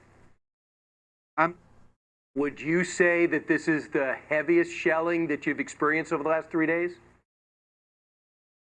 Last night certainly was. It was a very heavy campaign against this city, and the gunfire that was ringing out across Kyiv was significant. When we saw those scenes today, as we just showed you with that bullet-ridden car, it was clear that people had died there. There was no way that you could survive being shot up in a car like that. Hundreds of bullet holes, automatic weapons being used by these Russian forces as they tried to enter the city. But it's important to note the Russians have not sent in their main group of soldiers. These are reconnaissance forces that are looking to gather information about how they could actually make their way into the city with tanks and armored vehicles. All right, Trey, thanks. Stay safe. We'll check in with you later on the hour. All right, now let's go over to Lucas. Lucas Tomlinson is in Lviv, Ukraine, right now with the latest. Lucas, it's been quiet a lot most of the day. What about the night? Well, Brian, we're also under curfew here. It has been fairly quiet. No sign of any Russian fighter jets or bombers or any missile strikes. The closest one was about 12 miles from this city in western Ukraine. While the bulk of the Russian strikes have been to the north, south, and east, there have been some out here. The Russians firing over 250 missiles. The mayor of this city, though, earlier, Brian, posted on Facebook that Ukrainian forces just an hour from here thwarted a Russian air assault on an airport here. Some 60 Russian soldiers involved, some killed, some ran to the forest, some were captured. The Ukrainian government says that over 3,000 Russian troops being killed in just 3 days of fighting here, Brian. We have not independently confirmed that, but if true, that is a devastating morale. Just crushed the Russian morale. It's almost shades of Grozny back in Chechnya in 1994, 1995 timeframe, but it's still early. Obviously, we're just on day 4. But it certainly is apparent to Western intelligence, to the British and the U.S. government, that the Russians have underestimated the Ukrainian forces and perhaps overestimated their own forces. There have been a number of examples of problems with Russian supply lines. You know, they massed these 150,000 troops and were very public about it. You saw the civilian satellite photos. However, now that they've come into the city, into this country, which is about the size of Texas, Brian, with a population greater than California, the Russians have had problems. Tonight, the Russian forces don't control any major cities in Ukraine. Do you have internet? Do you have electricity? Do you have water? Do you have heat? We do have electricity, we do have water, although the reason why we don't have many lights is the Ukrainian authorities came here earlier, demanded to see our passports, said no bright lights, because while the city's not under a blackout, they are concerned about potential Russian saboteurs. They're concerned about potential Russian airstrikes. Right. As you can see behind me, there's really no one on the roads. There's a car driving right here. It might be an unmarked police car. But and this is a university town, Brian. This is about the size of Boston. Normally, I mean, it's a weekend here. A weekend ago, this place was packed. Yeah. It's 1 in the morning. You used to have college students, you know, teeming with the streets here. Now it's deathly quiet. You know why? Because they didn't do anything to deserve this fight. It makes no sense to them. It makes no sense to us. Lucas, thank you so much. Meanwhile, it's 3 a.m. in Kyiv as the city is under attack. Day 4 of the campaign. How is the Russia assault going? Here to break down the moves on the ground, Fox News senior strategic analyst, General Jack Keane. General, what did we get? What grade would you give the Ukraine military so far? Well, I give them an A. I mean, you can't win a war without will, and they are definitely demonstrating real steadfastness, determination, and will. I mean, they're up against capabilities and equipment that certainly overmatch them. But there they are, determined and fighting as hard as they possibly can. And your heart goes out to them. And look at what's really going on here. They're fighting for their families. They're fighting for their way of life. They're fighting for their future. And we pray for them. And usually there's tensions between nations. There was tension between one nation because they decided to elect their leader and leaned west instead of east. That's their sin, and I'm being sarcastic. Let's pull up one map that you wanted to take a look at to give people an idea of what's happening inside that country. And we got arrows coming from 4 sides. Maybe you could bring us through, General. Where's this attack, where this attack is coming from and why? Yeah, well, I had them take a lot of the stuff off the map so we could focus on the scale of this campaign. The Russians, much to my surprise, have selected the most ambitious and complicated campaign plan to collapse this country. And if you look at those 4 hours, those are the avenues of approach that the ground and naval forces are taking to enter the country. Naval forces coming from the south down there where you see the green in Crimea. And the ground attack forces, some of them are down there as well, are starting up north where you see Kyiv, that northern arrow about 12 o'clock, and then going around to the right. Those are all avenues of approach for heavy conventional ground forces. And what's interesting about this, he's doing it simultaneously, which means that each one of those has to have their own air support to provide preparatory fires for the ground forces to make advances. And then each one of them, because they're separated by hundreds of miles, right, have to have integrated logistics support. So this is very complicated. I think the reason, although I obviously haven't spoken to them, for selecting this complicated, ambitious campaign plan is because they wanted to collapse the country quickly. So let's do all 4 avenues of approach near simultaneous. That is the objective, with the main effort certainly being going in to Kyiv. But what has happened as a result of that? The fact is, there's not a single major population center that is in Russian hands after 3 days of fighting and 4 nights of air campaign, the 5th night being tonight. Second thing, their air campaign that they're running themselves has been somewhat ineffective, which is surprising, given the advanced capabilities that they have and the overmatch that they have of the Ukrainians' ability to defend. What am I talking about? They're still Ukrainian aircraft flying. The Russians have not shut down and controlled the airspace. They are still air defense systems that the Ukrainians are firing at Russian airplanes. After all of this time, give you a comparison, the United States would likely have taken down their air defense systems and much of the opposing air force on the first night. The third thing that's happening as well is they've lost operational momentum. And, you know, our expert journalists, and we, by the way, guys, and we're doing some great reporting here, and that has happened. They've lost operational momentum because certainly the Ukrainian resistance is tantamount to why that's happening. But the second thing is they've had logistics problems. And you have operational pauses when you don't have fuel, when you don't have ammunition, not so much food. Soldiers can fight for quite a while without food, but they need water, they need fuel, and they need ammunition. And then the last thing, which is quite mystifying to me, Brian, the Russians have a complementary offensive cyber capability that competes with the United States. That's how good they are. They're number 2 in the world at this. But yet, in all of the major cities, the power is on and the water is running. Not only that, Putin and his cyber team have not taken them off the internet. They haven't shut it down. So international broadcasting is going on. Communication systems are up and running. Right. And the internet is up and running.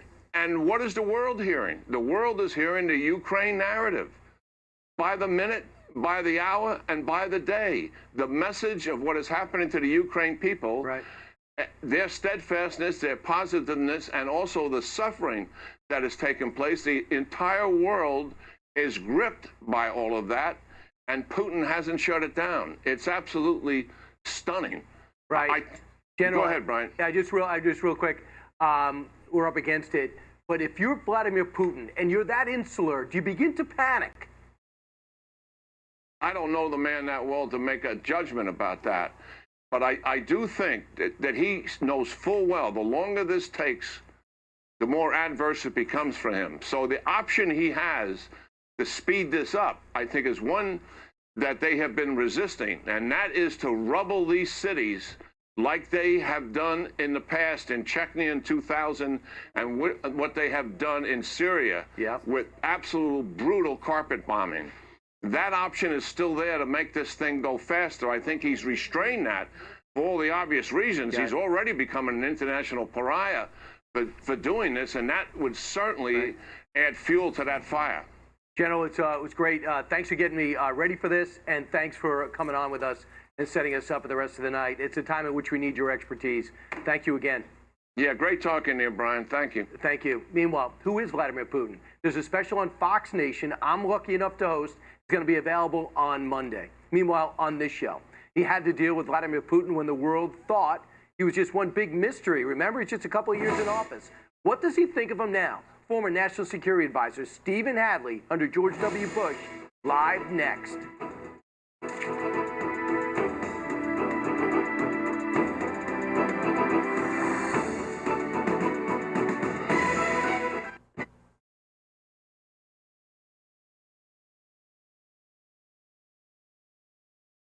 Been doing throughout all of these endless rounds of sanctions. So that perhaps is the most significant new development here, as well as the SWIFT financial system, which is just essentially it connects a global bank. Some 11,000 financial institutions are members of this. So when you transfer money, etc., so Russian banks will not be able to do that. And also there will be a transatlantic international task force to target wealthy Russians who have luxury yachts, luxury apartments, and use golden passports. Those are the things that essentially allow you to become a citizen of another country to either hide your wealth or escape Russia. So these are the most dramatic sanctions, punishments we have seen from the U.S. and the European Union. And it is remarkable how quickly this came about. As Pamela, as you said, President Biden was asked about this only on Thursday, and he said the European leaders are not there yet. They certainly are there now because of the fighting, the shelling, the attacks we are seeing in Kyiv. That is why these developments are happening. Of course, this is all coming as the U.S. is pledging even more military assistance. The president last night signing an order to send $350 million more worth of ammunitions and other munitions. Germany did that as well today, reversing a longstanding process or policy to not send ammunition to conflict zones. So Pamela, changing dramatically here, but I can tell you the White House, the National Security Council, keeping a close eye on Kyiv tonight, obviously fearful that it could fall. Pamela. Definitely live from the White House tonight. Thank you. We all have questions about the situation in Ukraine. Send me yours through Twitter or Instagram, and I'm going to try to pose them to the experts joining me tonight and tomorrow. Our breaking news coverage of the Russian invasion of Ukraine continues in a moment. Our Aaron Burnett is live from the Ukrainian-Hungarian border in just a moment. Stay with us. You're in the CNN Newsroom. This is why you want Farmers Claim Forgiveness. Your home premium won't go up just because of this. Wow, that's something. You get a whole lot of something with Farmers Policy Perks. Get a quote today. We are farmers. Bum, bum, bum, bum, bum, bum. I graduated top of my class in business school. I lead a team of over 100 people. And since I joined the company, my department has increased revenue by 35% year over year. Also, I make 18% more than her. It's time to close the gap on pay equality. let's all do our part.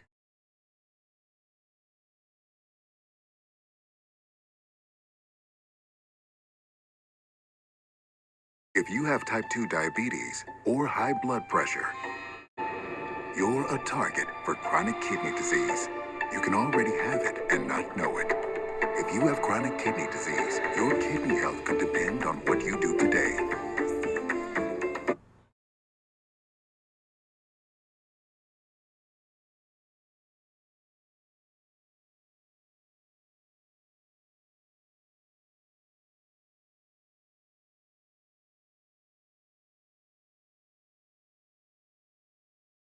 Commentary will be back in about 60 seconds.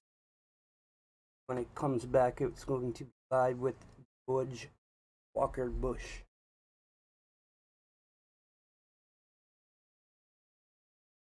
President Biden, if you stop Russian aggression, if you stop aggression of Vladimir Putin right now, with a very serious, with a very concrete decision to intervene immediately with all the needed forces and prevent the genocide and prevent catastrophe and prevent the Third World War, you will be the best man in the world. You will be a person who will be a part of big history. The president who stopped the global catastrophe, who prevented the collapse of democracy in the world, the collapse of humanity. The human side of an unnecessary, inhumane war. An emotional plea from a mom taking refuge in a bomb shelter with her kid, her child, her toddler, due to the turmoil caused by Russia's war. New tonight, the U.S., European Union, and United Kingdom have decided to move ahead with the aggressive move, I think, of knocking certain Russian banks off the SWIFT financial system. Is this enough? Stephen Hadley was a national security advisor under President George W. Bush for 4 years, been in and out of government for his entire career, joins us now. Stephen, is this enough? Thanks so much for joining us, by the way. Delighted to be here anytime. Look, it's real progress. The administration has done a great job getting on the same page with the UK and the Europeans. These are a good set of sanctions, particularly going after banks, going after some of the oligarchs, going after Russian officials, going after state-owned enterprises and some of the key companies that support what Putin is doing, going after their foreign exchange ability to transfer foreign exchange. This is all good. If they go after SWIFT, that's good. If they go after the central bank, This is a robust set of sanctions, but sanctions alone are not enough. There are two additional critical things that we need to be doing, and we can talk about those. Yeah, let's do it, Stephen. First off, let's put up for the people at home. Some of the sanctions go on for pages, but here's some of the bigger ones that I wanted to share with our audience. Because your SWIFT banking system, not every bank is offline, but a lot of them, severing ties with the largest lenders, targeting the biggest gas company, targeting the Kremlin-connected oligarchs, many of which are located outside the country. What else could we be doing? We've got to first and foremost right now be reinforcing our NATO allies in the Baltics, in Poland, and Romania and Bulgaria. We need to be moving heavy forces there in significant numbers, not just us, but the French, the British, and hopefully the Germans as well, if you can believe it. They're coming around. You need to do that now. You need to do that now before Putin is able to subdue Ukraine and starts looking at what's next. So we're in a position to deter him when he makes that calculation. Secondly, we've got to get arms into the Ukrainians now. We've got to do it while the army is still in place and still able to resist the Russians. And then we have to do it in such a way that we can support an insurgency if the Russians are able to break the Ukrainian army and seize significant control in the country. We need to be doing those things. We need to go after the Chinese to convince them not to help the Russians circumvent the sanctions. And we need to be doing what you're doing and others are doing. We need to get the truth into the Russian people to encourage discontent. Right. There's already a lot of discontent about this war. We've got to encourage that discontent. The point is we have got to defeat what Putin is doing in Ukraine. We got to defeat it here, defeat it now. And the Ukrainians are doing their part. You have to really admire the enormous courage that the president and the people are showing in all this, and we got to be on their side. I hear the urgency in your voice. I see it in your eyes. A lot of people at home are saying, who cares 6,000 miles away? I've never met a Ukrainian. Why does it matter? Why do we have to stop them now? You know, this is unraveling the respect for sovereignty and territorial integrity that has been a bedrock principle in the post-World War II European order in Europe, and it has kept Europe free from major war. The risk here is we go back to the kinds of wars we saw in the 20th century in terms of World War I, World War II, major combat in Europe.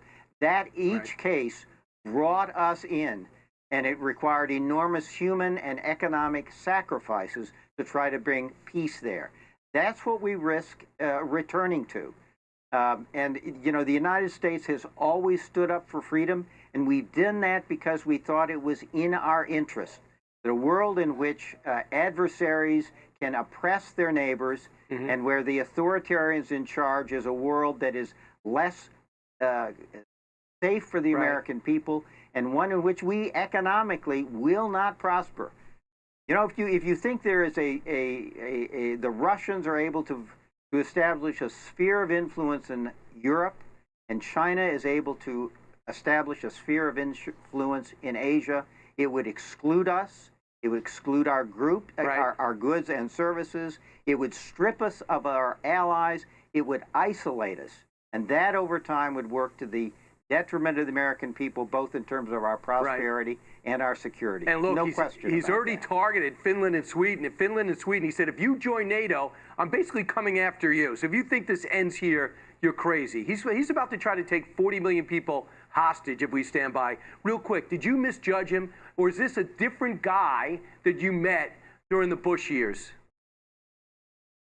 The man we dealt with was pretty cool, pretty calculating, an opportunist.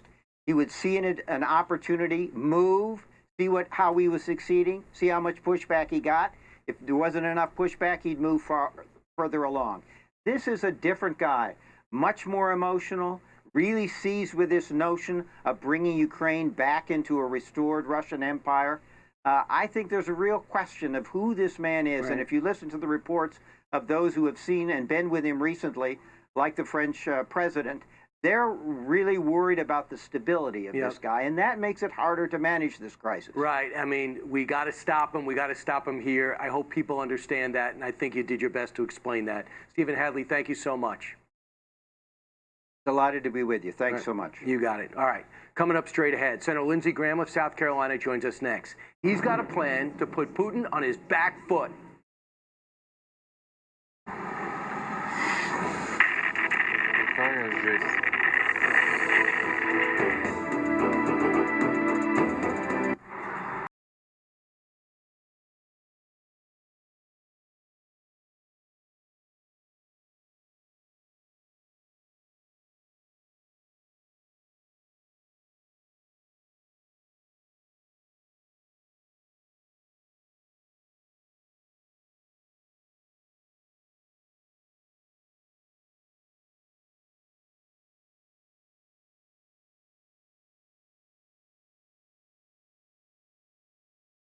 Retailers, shopping channels, and now even banks have tried canceling myself and my pillow. Well, during these times, your support has meant everything to us. My employees and I want to personally thank each and every one of you by passing the savings directly on to you.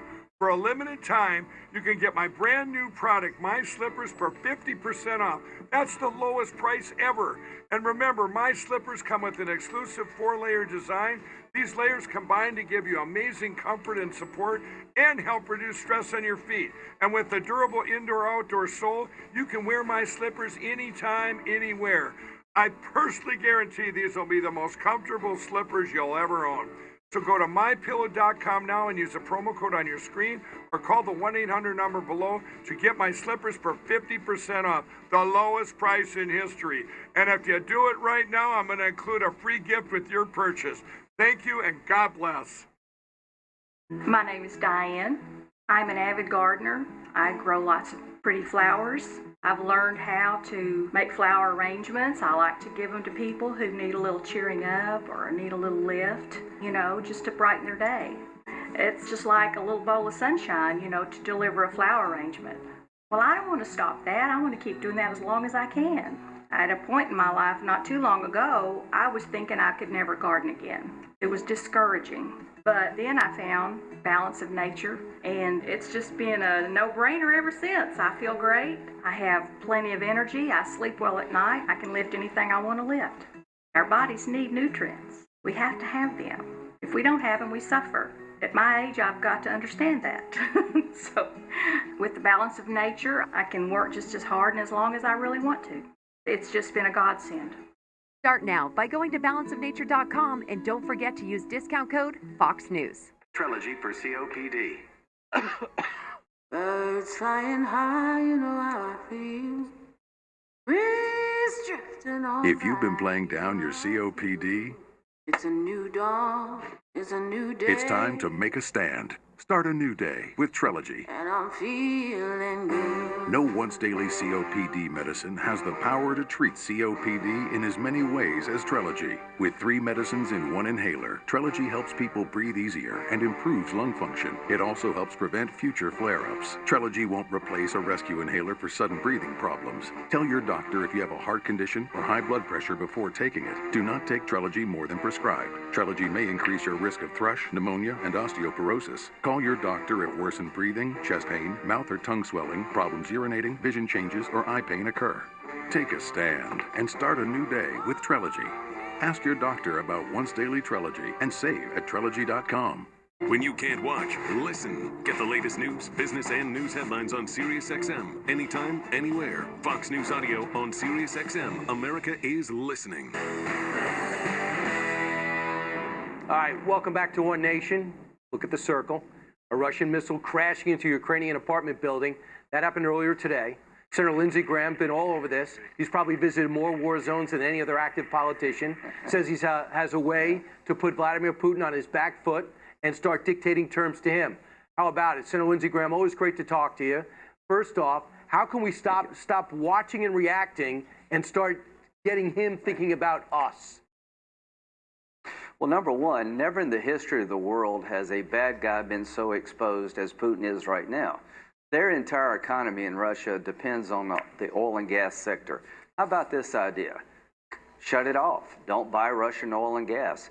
Produce more American oil and gas. We should have as much will to produce oil and gas to help our economy and our allies, as the Ukrainians do to stand up to a Russian tank. To the Biden administration, I want to help you, but you got to help yourself. The single best thing we could do is to stop the oil and gas sector in Russia from thriving and increase oil and gas production in America to help our own citizens Senator, I and could to beat help you our to the allies. punch. You know what they're going to say? If I stop that, it jacks up the price of gas in America and puts more pain at the pump to the average American / voters. So what do you say to that? Yeah. I think that's wrong. We buy 500,000 barrels a day from Russia. Is it possible that the United States could extract 500,000 barrels of oil to make up for what we buy from Russia? Yes.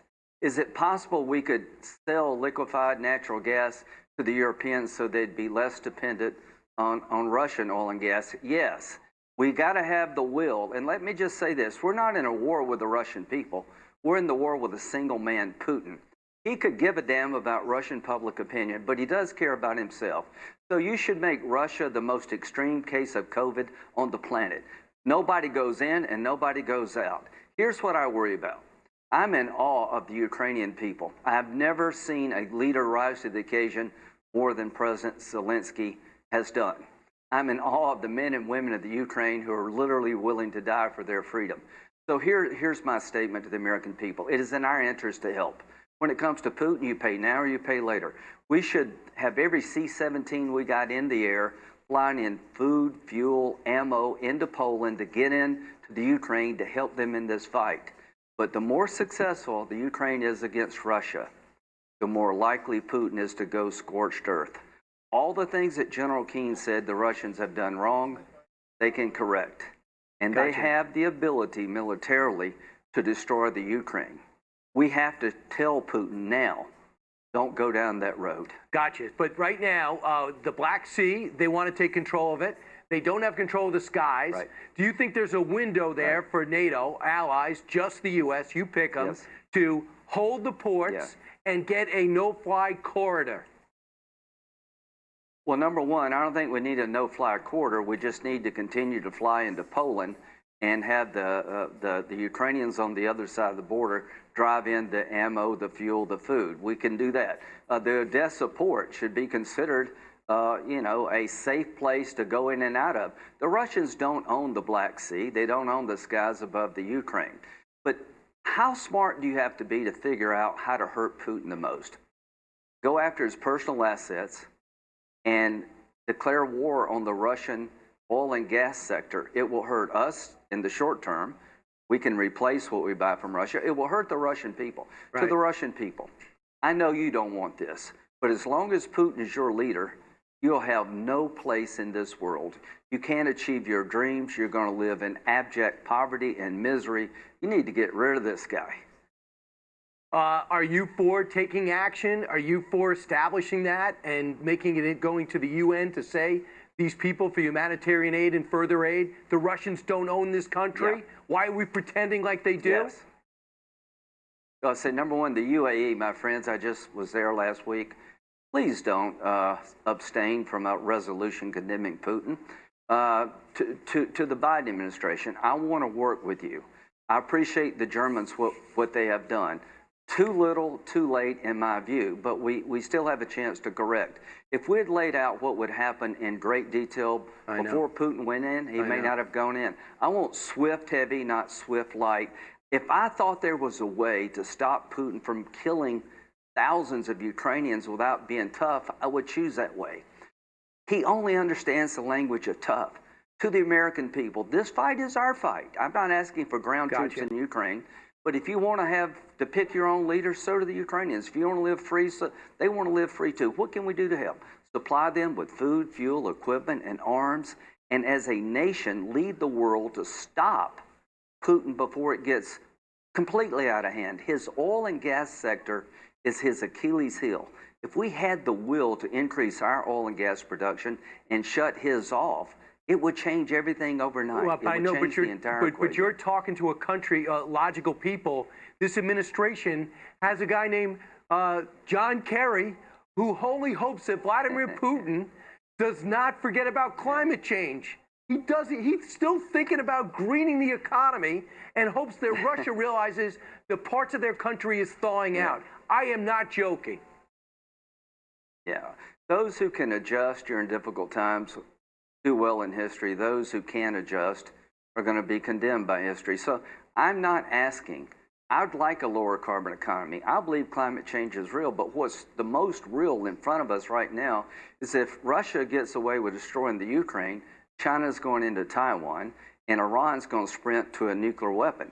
We have three bad actors at the same time. China in Asia, Russia in Europe, and Iran in the Mideast. What we do today and in the coming days can determine whether or not this world stays stable. So if I thought there was a way to deal with Putin without creating problems here at home, I would do it. But pay now or pay later. So final thought, go after his oil and gas sector. Gotcha. Senator, real quick. Right now, we're asking the Russians to help us get a deal with Iran on their nuclear program. Should we be sitting down asking for Russia's help with Iran? Better yet, should we be trying to get a deal with Iran? We should, in my view, continue a maximum pressure campaign against Iran. If you ever do a deal with the Iranians about their nuclear program, how about this? Have the Arabs at the table and the Israelis at the table who are in the crosshairs of Iran. This whole idea of negotiating with the Iranians without the Arabs and Israel at the table is a mistake.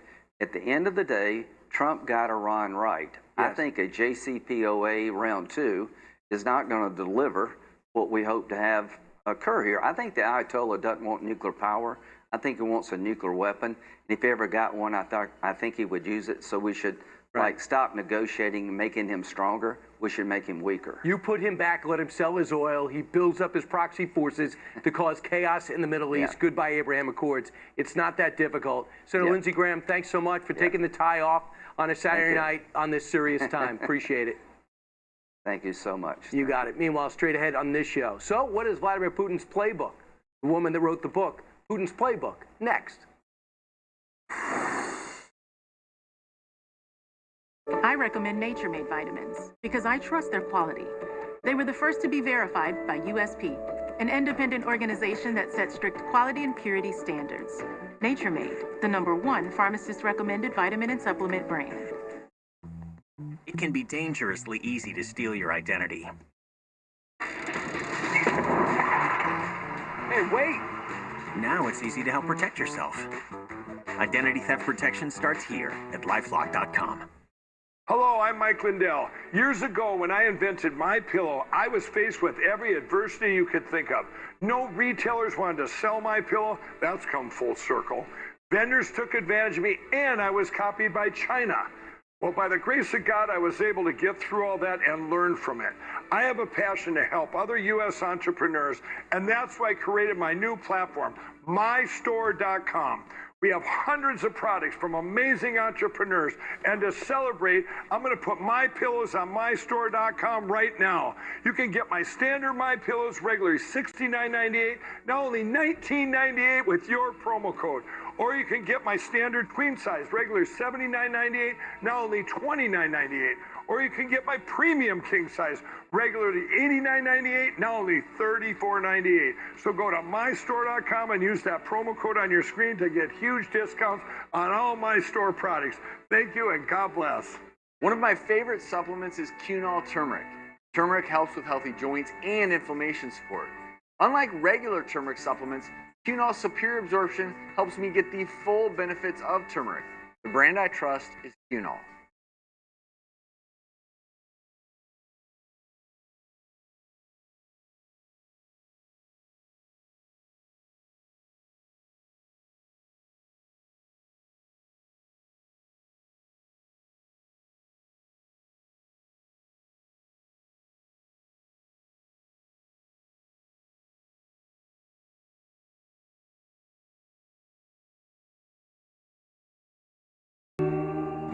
Love me tender, love me dear, tell me you are mine.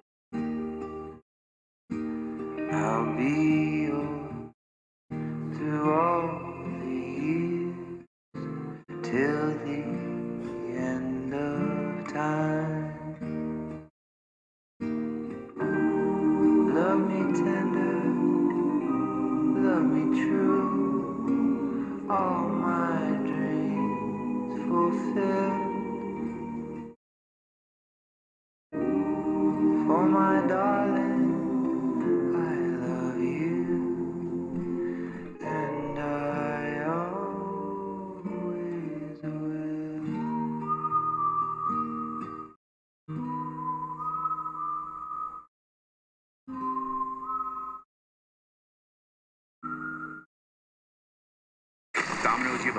chances for something to go wrong. You have one chance for everything to work. No freaking way. One wrong move, and the whole thing is gone. Are you ready? This is so stressful.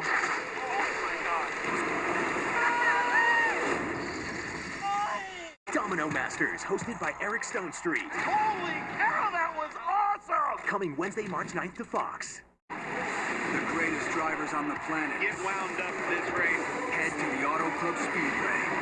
We got action everywhere. NASCAR Cup Series, live from Fontana, Sunday at 3 Eastern on Fox.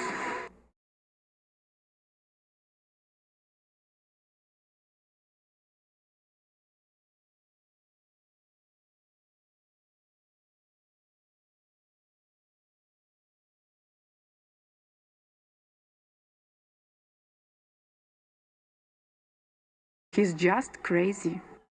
Hard to argue. Vladimir Putin may be a mystery to us, but his intentions are not. Did he tell us this in advance? Rebecca Koppler is a former Defense Intelligence Agency officer from Russia, born there till she was 24, wrote this book, Putin's Playbook, Russia's Secret Plan to Defeat America, and host of the podcast Censored But Not Silenced. Did he tell us he was going to do this, Rebecca? Absolutely. Putin has never ever made it a secret. In fact, he always wanted to reconstitute the former Soviet Union, and Ukraine is an integral part of Putin's ambitions. Do the Russian people understand that Ukraine did nothing to deserve this? What have they been told? What they have been told is that Ukraine is a threat by virtue of potentially joining NATO, which Putin and his strategists view as a security threat #1, Brian. They declared in Russian military doctrine back in 2010 that the United States and NATO were a threat, and therefore, on Putin's orders, a very sophisticated war plan was developed, except they call it new generation warfare. It's not just kinetic, it's cyber, space, all kinds of things that they believe they can bring to bear, hitting at our vulnerabilities, such as dependency on technology and all these other things. You mean our, meaning the U.S.? Correct. So do you think his tactic would be to take out a U.S. satellite while he fights Ukraine on the ground? Not exactly at this stage, but the plan to defeat the United States is a hedge plan in the event that we intervene. The whole posturing, right. What's the reason why DHS and FBI just alerted us that a Russian cyber attack is potentially imminent? You know this, right? 2 alerts they put out. It is because Putin has a preemptive doctrine. And if his intelligence services determine that our actions are not defensive but offensive, even if they make a mistake, they have a plan to wage cyber warfare that can be anything from a small, ransomware attack all the way Rebecca, to cyber. That's true, but we have counter cyber attacks. Of course, and we've do. also shown that, and they know there's going to be a response.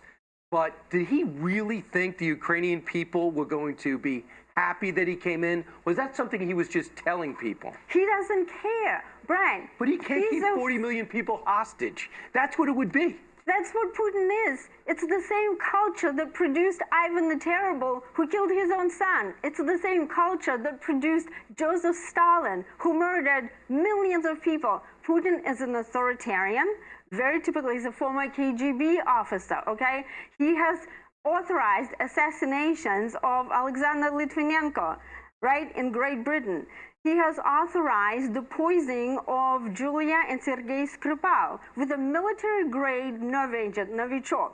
He also poisoned Navalny. This person... Who's in jail right now. Exactly. He placed, well, not he, obviously, but the GRU, the Russian Military Intelligence Service, placed poison in the guy's underwear. This person is a different kind of mentality. I got you. But is he right now, real quick, is he right now is he panicking to a degree by how hard this is and how much resistance he's getting? Because this is his worst fear, humiliation. This is the guy that didn't want to be depicted in a Harry Potter movie. So if he loses this, he's not going to be able to intimidate Warner Brothers.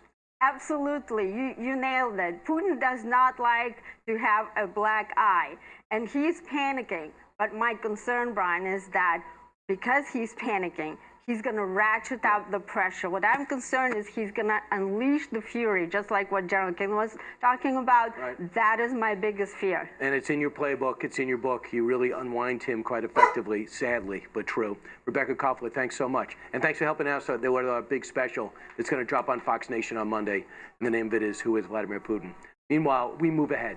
Elliot Abrams has served with Reagan, Bush 43, as well as President Trump. He says we should buckle up and be willing to pay the price for another Cold War if we want to win it. But this time, we got to beat China, too. Don't move. It's so easy to say, well, I guess this is what getting older feels like. And it's so easy to put things off until tomorrow because of aches and pains. A while ago, I just wasn't enjoying life like I used to. I was slowing down. I was experiencing knee and shoulder pain. But I chose not to give up. Is pain slowing you down? You still have so much life to live.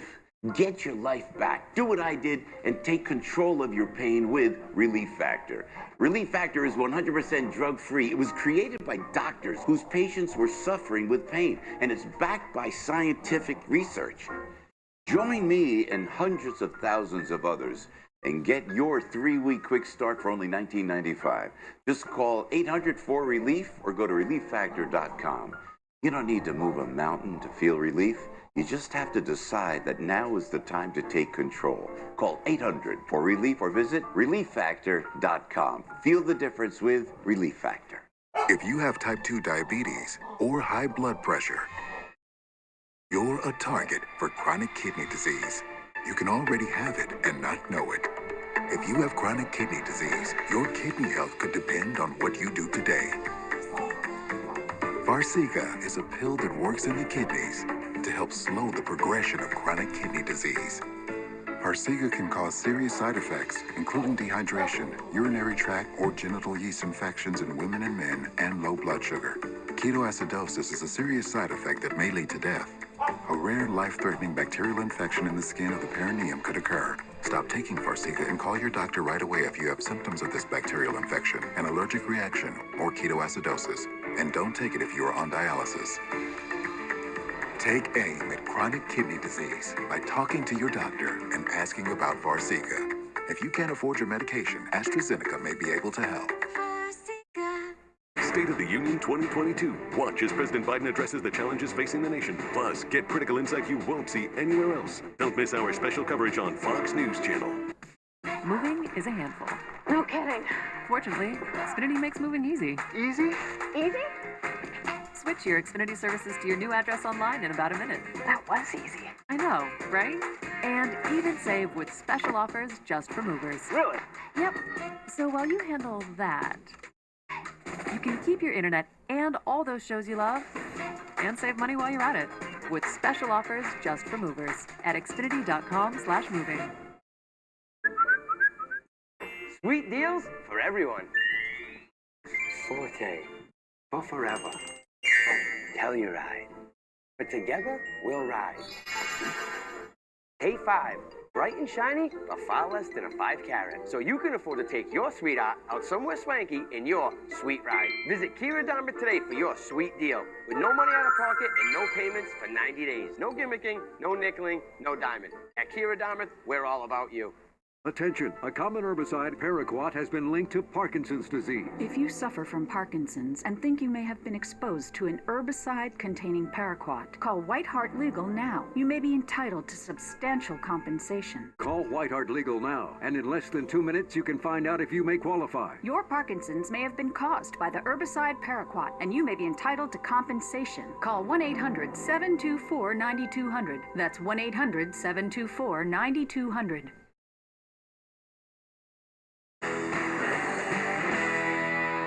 All right, busy time. Ukraine is fiercely fighting against advancing Russian forces. So let's bring in Trey Yingst right now. He's in Kyiv, as you know. Right now, I tell you, Trey, I was just talking to you in the break. A friend of the Klitschko brothers, including the mayor, former heavyweight champions, have said that they're really concerned about surviving the night. They feel as though the pressure's going to be on like never before. Do you sense that? There's a real understanding here, Brian, that Russian troops are trying to advance on the city. Last night, they sent in these forces to scope out how much resistance they would get and also really understand the firepower of the Ukrainian army inside the city. It's a different battlefield. We've seen the Mayor Klitschko, and the president, Zelensky, basically say they're going to stay and they're going to fight. And we've seen a similar sentiment from civilians here who are some going underground amid these Russian bombing campaigns, and some going to the police station, like the one behind me, lining up and trying to get as many weapons as they can. And those who can't get weapons, they're grabbing knives. They're building barricades. They're doing everything they can because this story and this situation is changing by the hour. Some hours it appears like the Russian troops are being held off outside the city limits. In other hours, you hear the sirens wail around Kyiv. You hear the gun battles in the streets, and you see that these troops are advancing on this capital city. So it's a rapidly changing and rapidly deteriorating situation, and the Ukrainian forces are outgunned by the Russians. The Russians have a superior air force. They have tanks and armored vehicles and a variety of reserve troops waiting on the border if they need that backup, but they don't have the same resiliency and bravery that we have seen so far of people standing up to these Russian troops, these Ukrainians standing up to the Russians. Trey, they don't even know why they're there. These are people, a lot of them have relatives in Russia and in Ukraine. I can't figure it out from the outside. It's really one man's vision. Trey, thanks so much. Stay safe. We'll check in with you again. Meanwhile, so is this a new Cold War? Our next guest says Vladimir Putin wasn't afraid of the Ukrainian army, but is he afraid of their democracy more than their military firepower? Joining us now to discuss this, former Deputy National Security Advisor and a Senior Fellow of the Council of Foreign Relations, Elliot Abrams. Elliot, thanks so much for joining us. Is this the beginning of a new Cold War? It is, Brian. You know, we didn't want the first Cold War after World War II. But Putin obviously does, and it's just 3 weeks ago that he was with Xi Jinping, and they signed a statement of alliance. So we're in it, whether we like it or not. This is not the first act in it. It's been creeping up on us, and we've wanted to kind of make believe it's not going to happen, but we're in it. You believe that we used to spend about 7% of our GDP on defense during the 80s. That's how we won the Cold War. Right now we're spending about 3%. If we want to win this against China as well, we're going to have to double it. Do you think the American people understand that? Not yet. You know, when John Kennedy became president, we were spending 9% of GDP. And as you said, it came down, down, down. Went up again under Reagan. He brought it up to 6.6. That's the kind of thing we're going to need to do. And it requires leadership. The president's got to explain to the American people. This is something he hasn't really done in his speeches. Two things. He hasn't explained we are going to need to spend more money on defense. And he has not tried to make this bipartisan. He has not brought in the Republican leaders, previous Republican leaders, you know, people like Jim Baker, Jim Mattis, Condi Rice, Henry Kissinger, President Bush, to show this is beyond politics. What would you do next if you were him, besides get those invitations out to the people you mentioned? What would you do next to show that he understands the magnitude and the gravity of this event? I would say in his State of the Union message, which is coming up, he's got to say, we can't do any of this 3%, 4% anymore. We've got to spend more on defense. And right now, this week, he should be sending our NATO forces further east. They shouldn't be sitting in Germany. They should be in Romania and Poland on the borders of Ukraine. Because if we're going to use those countries as a base for helping the Ukrainian insurgency, they're going to need protection. Elliot Abrams, very few people have your experience. I hope people are listening. Thanks so much. Appreciate it. Meanwhile, we're following every major city where the fighting is taking place. We'll bring you there live when we return. Icy hot. Ice works fast. Heat makes it last. Feel the power of contrast therapy, so you can rise from pain. Icy hot. The Russian invasion of Ukraine. What does it mean for the world, and how will America respond? CPAC 2022 comes at a crucial time, and Fox Nation gives you a front row seat. Join me right now in Orlando, Florida. Stream the critical speeches from some of the party's top leaders including President Donald Trump. Just go to foxnation.com and enter promo code CPAC to get your 30-day free trial of Fox Nation. CPAC 2022 is happening right now and streams all weekend only on Fox Nation. Hello, I'm Mike Lindell, CEO of MyPillow. Retailers, shopping channels, and now even banks have tried to cancel myself and MyPillow. Well, during these times, your support has meant everything to us. So my employees and I want to personally thank each and every one of you by passing the savings directly on to you. We're selling the best products ever for the best prices ever. For example, we have my standard size MyPillow, regularly $69.98, now only $19.98 with your promo code. Or you can get custom fit with my premium queen size MyPillows, regularly $79.98, now just $29.98. Or my king size, regular $89.98, now just $34.98.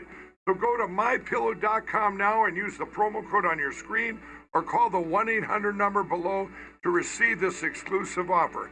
If you do it right now, I'm going to include a free gift with your purchase. Thank you and God bless. The International Fellowship of Christians and Jews is on the ground in Ukraine right now responding to this devastating crisis. The current situation here is very critical.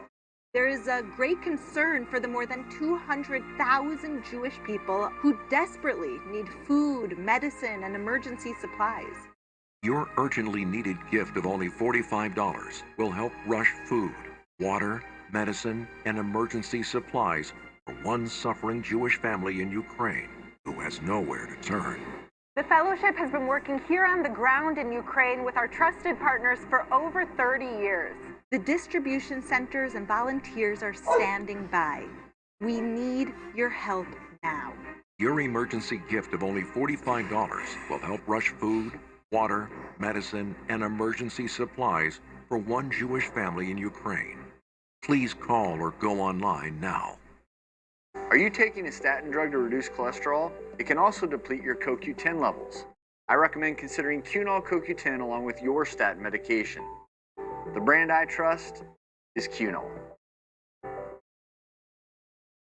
Meet a future mom, a first-time mom, and a seasoned pro. This mom's one step closer to their new minivan. Yeah, you'll get used to it. This mom's depositing money with tools on hand. Cha-ching.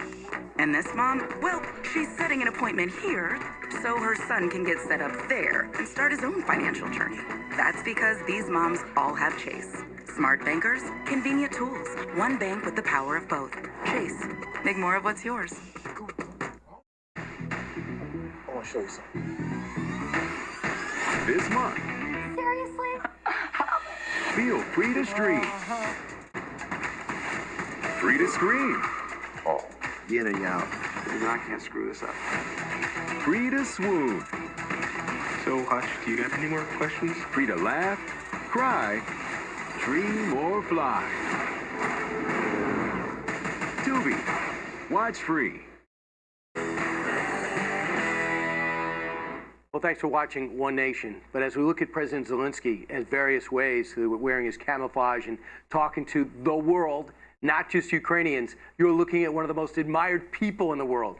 An actor, comedian, popularly elected. The people want him to stay. Unlike Saddam Hussein and the Taliban, when we went in, they wanted them out. But the people of Ukraine want him to stay, which is why they are fighting to the death. And sadly, there's been at least 276, we understand, civilian deaths, including, we're just finding out, 10 Greek nationals.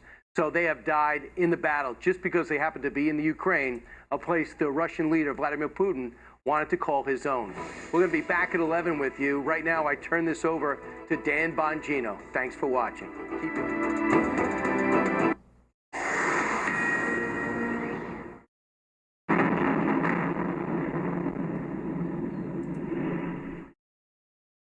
We start tonight with a Fox News alert. It's early morning in Kiev. After a long, tense night of airstrikes where officials in Ukraine say a civilian oil depot was targeted, Ukrainian President Zelensky remains defiant, refusing to evacuate the Ukrainian capital as his forces prepare for another day of war. Trey Yingst is live for us in Kiev. He has the very latest. Trey, what's going on over there? Another tense night in the Ukrainian capital. You can see the sky behind me. It's a little bit orange, and that's because there is a fire raging just south of the city after